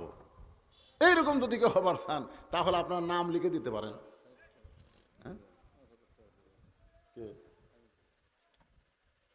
আজকের মাহফিলের সম্মানিত সভাপতি সাহেব, উনি 5,000 টাকা দিয়েছে, দান করবে, আল্লাহ তার বিশাল এই দেওয়াকে কবুল করুক। জোরে কোন আমিন। সবাই বলে আল্লাহুম্মা আমিন। এরকম আপনারা প্রতি বছর দিবেন 5,000 করে?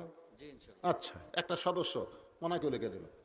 আপনাদের মধ্যে কেউ যদি এরকম সদস্য হন যে হুজুর আমি এই ফাউন্ডেশন, একটা দারিদ্র বিমোচন ফাউন্ডেশনের সদস্য হয়ে গেলাম, এই নিয়তে আপনি 1000 টাকা সদস্য হন, 2000 টাকা সদস্য হন, একটু নাম লিখে দিবেন, উৎসাহ পাবে, বাড়বে, পরিধি বেড়ে যাবে, আরও দরিদ্র মানুষকে, আরও অসহায় মানুষকে দান করা যাবে। আল্লাহ রাসূল বলেছেন, মাশাআল্লাহ, আমার এই ভাই প্রতি বছর 2000 করে দিবে, আল্লাহ তার কবুল করুক। জোরে কোন আল্লাহুম্মা আমিন। নামটা কি? শেহাবুদ্দিন। প্রতি বছর 2000 টাকা করে দান করবে, আল্লাহ কবুল করেন। রাসূল বলেছেন, ইন্নাল জান্নাতা তুশতাকু ইলা খামসাতি নাফারিন, নিশ্চয় 5টা দলের জন্য আল্লাহর জান্নাত আশা করে আছে। তার মধ্যে একটা দল হলো অমুতিমুল জাইয়ান, যারা ক্ষুধার থেকে অন্ন দান করে। 2 নম্বর আরেকটা দল হলো অমুখসিল উরিয়ান, যারা বস্ত্রহীনদেরকে বস্ত্র দান করে। এই ক্ষুধার থেকে অন্নদান, বস্ত্রহীনকে বস্ত্র দান। আমি এখানে শুনছি যে রমজান মাসে ঈদের আগে অনেক গরিব মানুষকে চিনি দেয়, সিমাই দেয়, আমি শুনলাম। ঠিক কিনা বলেন? ঠিক আছে, আলহামদুলিল্লাহ। বস্ত্রহীনদেরকে যে কম্বল দিছে।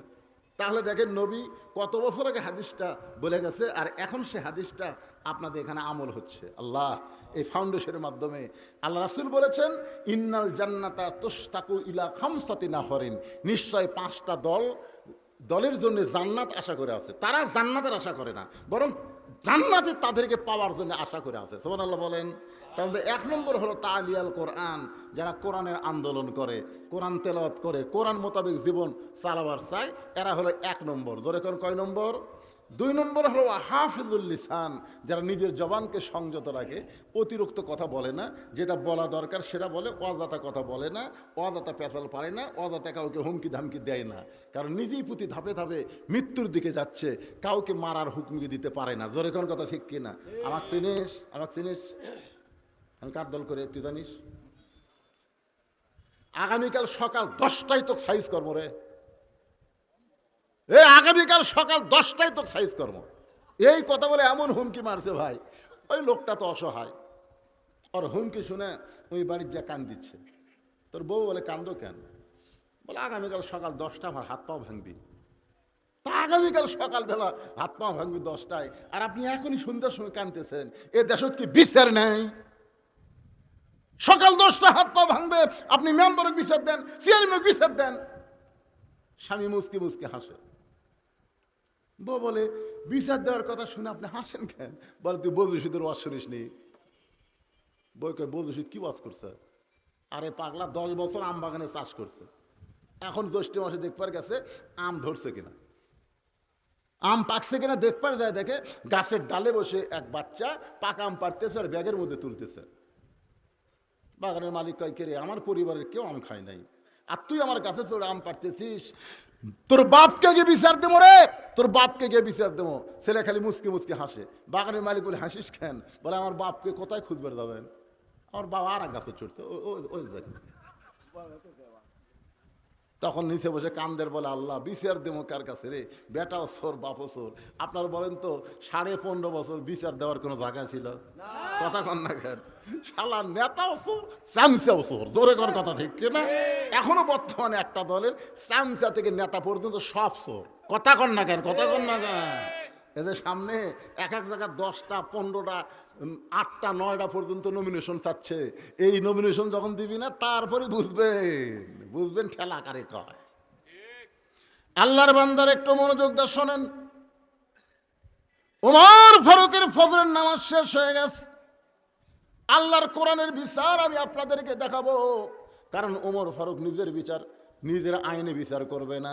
আল্লাহ বলেছেন ইন্নাল্লাহা ইয়ামুরুকুম আন তুআদ্দুল আমানাতি ইলা আহলিহা ওয়া ইযা হাকামতুম বাইনান নাস আন তাহকুমু বিল আদল। মানুষের মধ্যে কাউকে যদি বিচারকের চেয়ার দেওয়া হয়, সে কখনোই মনে করবে না যে আমি বিচারক। আসল বিচারক হলেন আমার আল্লাহ। আসল বিচারক কে? তোমরা বিচারকের চেয়ারে হয়ে মনে করতেছে কি হনুরে, বিচারক মনে করতেছে আমি বিচার করব, আমার ইচ্ছা মতো বিচার হবে। আল্লাহ বলেছেন আলাইসাল্লাহু বিআহকামিল হাকিমিন। তুই কিছুই না, আজকে তুই 2 দিনের বাংলাদেশের বিচারক হইছিস, আয় জাগা মতো আয়। কি কন মার আছে না নাই? জোরে কোন আছে না নাই? মার হবে কিন্তু সাউন হবে না। ওমর ফারুক 2 রাকাত ফজরের নামাজের ইমামতি করলেন। ইমামতি করার সময় এই যে আপনাদের সাবেক এমপি নমিনি সামনে নির্বাচন করবে, উনি কিন্তু একটা কথা বলেছেন, অন্তরের চোখ। জোরে কারণ কিসের চোখ? আল্লাহ রাসূল বলেছেন ইত্তাকু ফিরাসাতাল মুমিনিনা ফাইন্নাহু ইয়ানজুরু বিনুরিল্লাহ। মুমিনদের দৃষ্টি নজরকে তোমরা ভয় করো। যারা প্রকৃত মুমিন হবে তারা তোমাদের মতন দেখবে না, তারা যা দেখবে আল্লাহর কোরআনের নূর দিয়ে। জোরে কারণ সুবহানাল্লাহ। রাখাল কিন্তু নামাজের নিয়ত করার পর থেকে কান্না শুরু করে দিচ্ছে, যে লোকটাকে আমি তওবা পড়ালাম, যে লোকটাকে আমি মুনাফিক করলাম, যে লোকটাকে আমি ভণ্ড করলাম, এইটাই উমর বারে। আজকে নামাজের পরে যে আমার কি হবি? আল্লাহর আইনের বিচার হবি। সোনাল্লাহ কন্যাকা। আহা, সালাম ফেরানোর পরে প্রত্যেকটা সাহাবী উমর ফারুকের দিকে তাকায় আছে। উমর ফারুক আল্লাহর কোরআন দিয়ে বিচার করবে। এক টানে রাখালকে তুললেন, বসে থাকা রাখালকে এক টানে তুলে বুকের সঙ্গে জাপটে ধরে কপালে একটা চুমা দিলে। সমস্ত সাহাবীরা বলতেছে আল্লাহর বিচারের নামে আপনি আমাকে কি দেখালেন? ওমর ফারুক বললেন বুকে জাপটে ধরে কপালে চুমা দেওয়ার কারণ হলো রাখালের এত কথা আমি হজম করেছি, একটাই মাত্র কারণ। রাখাল আমাকে তওবা পড়াইছে, আমার মুনাফিক কইছে, আমার ভণ্ড কইছে, এত কথা হজম করার পিছনে কারণ একটাই, আমি রাখালকে দেখি নাই, রাখালের ভিতরে আমার বাস্তব আল্লাহর কোরআন আমি দেখতে পাই। দরকার সুবহানাল্লাহ। আজকে যারা এখানে আমরা বসে আছি, আমরা বাস্তব আল্লাহর কোরআন হবার চাই, কোরআন মোতাবেক জিন্দেগি গঠন করতে চাই। দরকার কথা ঠিক কিনা? এই কোরআনের মধ্যে সব কিছু আছে না নাই? সব কিছু আল্লাহর কোরআনের মধ্যে আছে। এই জন্য আমরা মোনাজাতের আগে বলবো সব দেখা হলো শেষ, আগামীতে আমরা দেখব আল্লাহর কোরআনের বাংলাদেশ। ভালো মানুষ আমরা বলি না, আল্লাহর আইন চাই, সৎ লোকের শাসন চাই। আল্লাহ যেন এইটা আমাদের সবার জন্য কবুল করেন। সবাই ইস্তেগফার পড়ে আস্তাগফিরুল্লাহ আস্তাগফিরুল্লাহ ওয়া আতুবু ইলাইহি আস্তাগফিরুল্লাহ রাব্বি। এই লাভ দাও ওটাউটি করেন না। এই ছেলেদের জন্য একটা দোয়া করার দরকার আছে না নাই? তা আপনার লাভ দাও ওঠেন কেন রে ভাই রে? এমনি তো টাকা 2 টাকা 10 টাকা দিবার দিয়ে এক ভাগ উঠলেন। আর এই মোনাজাতের কথা বললে হেজাতি, তারা হেজাতি বোঝেন না? একদল হেজাতি আছে, এরা এই মোনাজাত করবার চায় না। আরে পাগল, মোনাজাতকে দোয়াকে বলা হয়েছে দোমুখল ইবাদত। আল্লাহর গোলামির মধ্যে সবচাইতে আসল এই মোনাজাত, এই দোয়া। এতগুলো মানুষের মধ্যে আল্লাহ কার হাত যদি পছন্দ করে, সে হাতে যদি দোয়া কবুল হয়ে যায়, মোনাজাত করতে কি সারা রাত লাগবে? তাহলে ভাইজান আপনাদের বাপ মা আত্মীয় স্বজন দাদা দাদি কবরে যায়নি, কথা কম যায়নি, তাদের জন্য কি আজকের মাহফিলে কিছু হাদিয়া পাঠান যাবে না? এই জন্য সবাই আল্লাহর রাস্তে দোয়া পড়েন। আল্লাহুম্মা সাল্লি আলা মুহাম্মদ, আল্লাহুম্মা বারিক আলা মুহাম্মদ, আল্লাহুম্মা আমিন। আল্লাহুম্মা আনতাস সালাম ওয়া মিনকাস সালাম, তাবারাকতা ইয়া যাল জালালি ওয়াল ইকরাম। আয় আল্লাহ তাআলা, দারিদ্র বিমোচন ফাউন্ডেশন কর্তৃক আয়োজিত আজকের এই তাফসীরুল কোরআন মাহফিলে তোমার বান্দারা সামিয়ানা ছাড়া আসমানকে সামিয়ানা বানায়া ঘন্টার পর ঘন্টা আলোচনা শুনেছে। আল্লাহ মেহেরবানি করে আজকের এই মাহফিলকে তুমি কবুল করে নাও। আল্লাহ, যেই যুবকেরা কষ্ট করে মেহনত করে টাকা পয়সা খরচ করে আজকের জান্নাতের বাগান লাগাইছে, এই সকল যুবকদেরকে জান্নাতি যুবক হিসাবে কবুল করে নাও। আয় আল্লাহ তাআলা, মেহেরবানি করে আমরা যারা আলোচনা শুনলাম, শুরু থেকে শেষ পর্যন্ত কোরআনের আয়াত তেলাওয়াত হয়েছে, হাদিসের তেলাওয়াত হয়েছে, জিকির আজকার হয়েছে। যদি ত্রুটি হয়, ভুল হয়, মাফ করে দাও। যা হাদিয়া মঞ্জুর করো সোনার মদিনায় নবী পাকের রওজা মোবারকে আল্লাহ কবুল করে নাও। তামাম আম্বিয়াই কেরাম, আসহাবে কেরাম, তাবিনী কেরাম, তাবিনী কেরাম, তামাম পৃথিবীর মাটির নিচে যত মুমিন মুমিনা শুয়ে আছে আল্লাহ সকলের আরওয়াহ ফরে হাদিয়া কবুল করো। মাবুদ, আমরা যারা হাত তুলেছি, আমাদের জনম দুখুনি মা যাদের কবরে চলে গেছে, আমাদের দরের বাবা যাদের কবরের ঘরে, মেহেরবানি করে মা বাবার কবরকে জান্নাতের টুকরা কবুল করে নাও। আমাদের দাদা দাদি নানা নানি আত্মীয় স্বজন শ্বশুর শাশুড়ি যাদের কবরে গেছে, কবরবাসীদের মাফ করে দাও। এই আল্লাহ, আজকের মাহফিলের সম্মানিত সভাপতিকে আল্লাহ তুমি কবুল করো। আজকের মাহফিলের প্রধান অতিথি, বিশেষ অতিথিদের আল্লাহ তুমি কবুল করো। আলেমন আমাদের কবুল করো, হাজী সাহেবদের কবুল করো, মুরব্বীদের কবুল করো, যুবকদের কবুল করো, কচি কাছাদের কবুল করো। পর্দার অন্তরালে আমার মা বোনেরা আবিদা সালিহা পর্দার কবুল করে। মা ফাতেমার চরিত্র দান করে দাও। আল্লাহ, আমি ভীষণ অসুস্থ, আমার মতো যারা অসুস্থ অবস্থায় হাত তুলেছে আল্লাহ সবাইকে সুস্থতার নিয়ামত দান করে দাও। আল্লাহ, এই দারিদ্র বিমোচন ফাউন্ডেশনকে কিয়ামত পর্যন্ত কবুল করে নাও। অত্র এলাকার মানুষের অনেক উপকার তারা করতেছে, আরও বেশি বেশি উপকার যেন করতে পারে। আল্লাহ, দরিদ্র মানুষের জন্য রাসূল বলেছেন, অমুতাইমুল জাইয়ান অমুকসিল উরিয়ান, যারা বস্ত্রহীনদেরকে বস্ত্র দিবে, ক্ষুধার্তকে অন্ন দিবে, তাদের জন্য আল্লাহর জান্নাত বড় আশা করে থাকে। আল্লাহ, আজকের এই মাহফিলের যুবকদের জন্য জান্নাত যেন আশা করে থাকে। আল্লাহুম্মা আমিন। আল্লাহ, আমি গুনাহগার বলে দোয়া ফিরে দিয়েন না আল্লাহ। এতগুলো মানুষের মধ্যে যার দুইখানা হাত পছন্দ করেন, সেই দুই হাতের উসিলে আজকের মাহফিল কবুল করেন। গাজার মুসলমানকে হেফাজত করেন আল্লাহ। আগামী নির্বাচনে আমরা দেখতে চাই, মনের মধ্যে বড় আশা। তোমার কোরআন কত সুন্দর, বাংলার মুসলমান আজও দেখতে পারে নাই। আল্লাহ, তোমার কোরআনকে দেখার তৌফিক আমাদেরকে দান করে দিও আল্লাহ। সুবহান রাব্বিকা রাব্বিল ইজ্জাতি আম্মা ইয়াসিফুন ওয়া সালামুন আলাল মুরসালিন আলহামদুলিল্লাহি রাব্বিল আলামিন। ওয়াজাল আখিরাতি কালিমাতুনা ইনদাল মাউতি।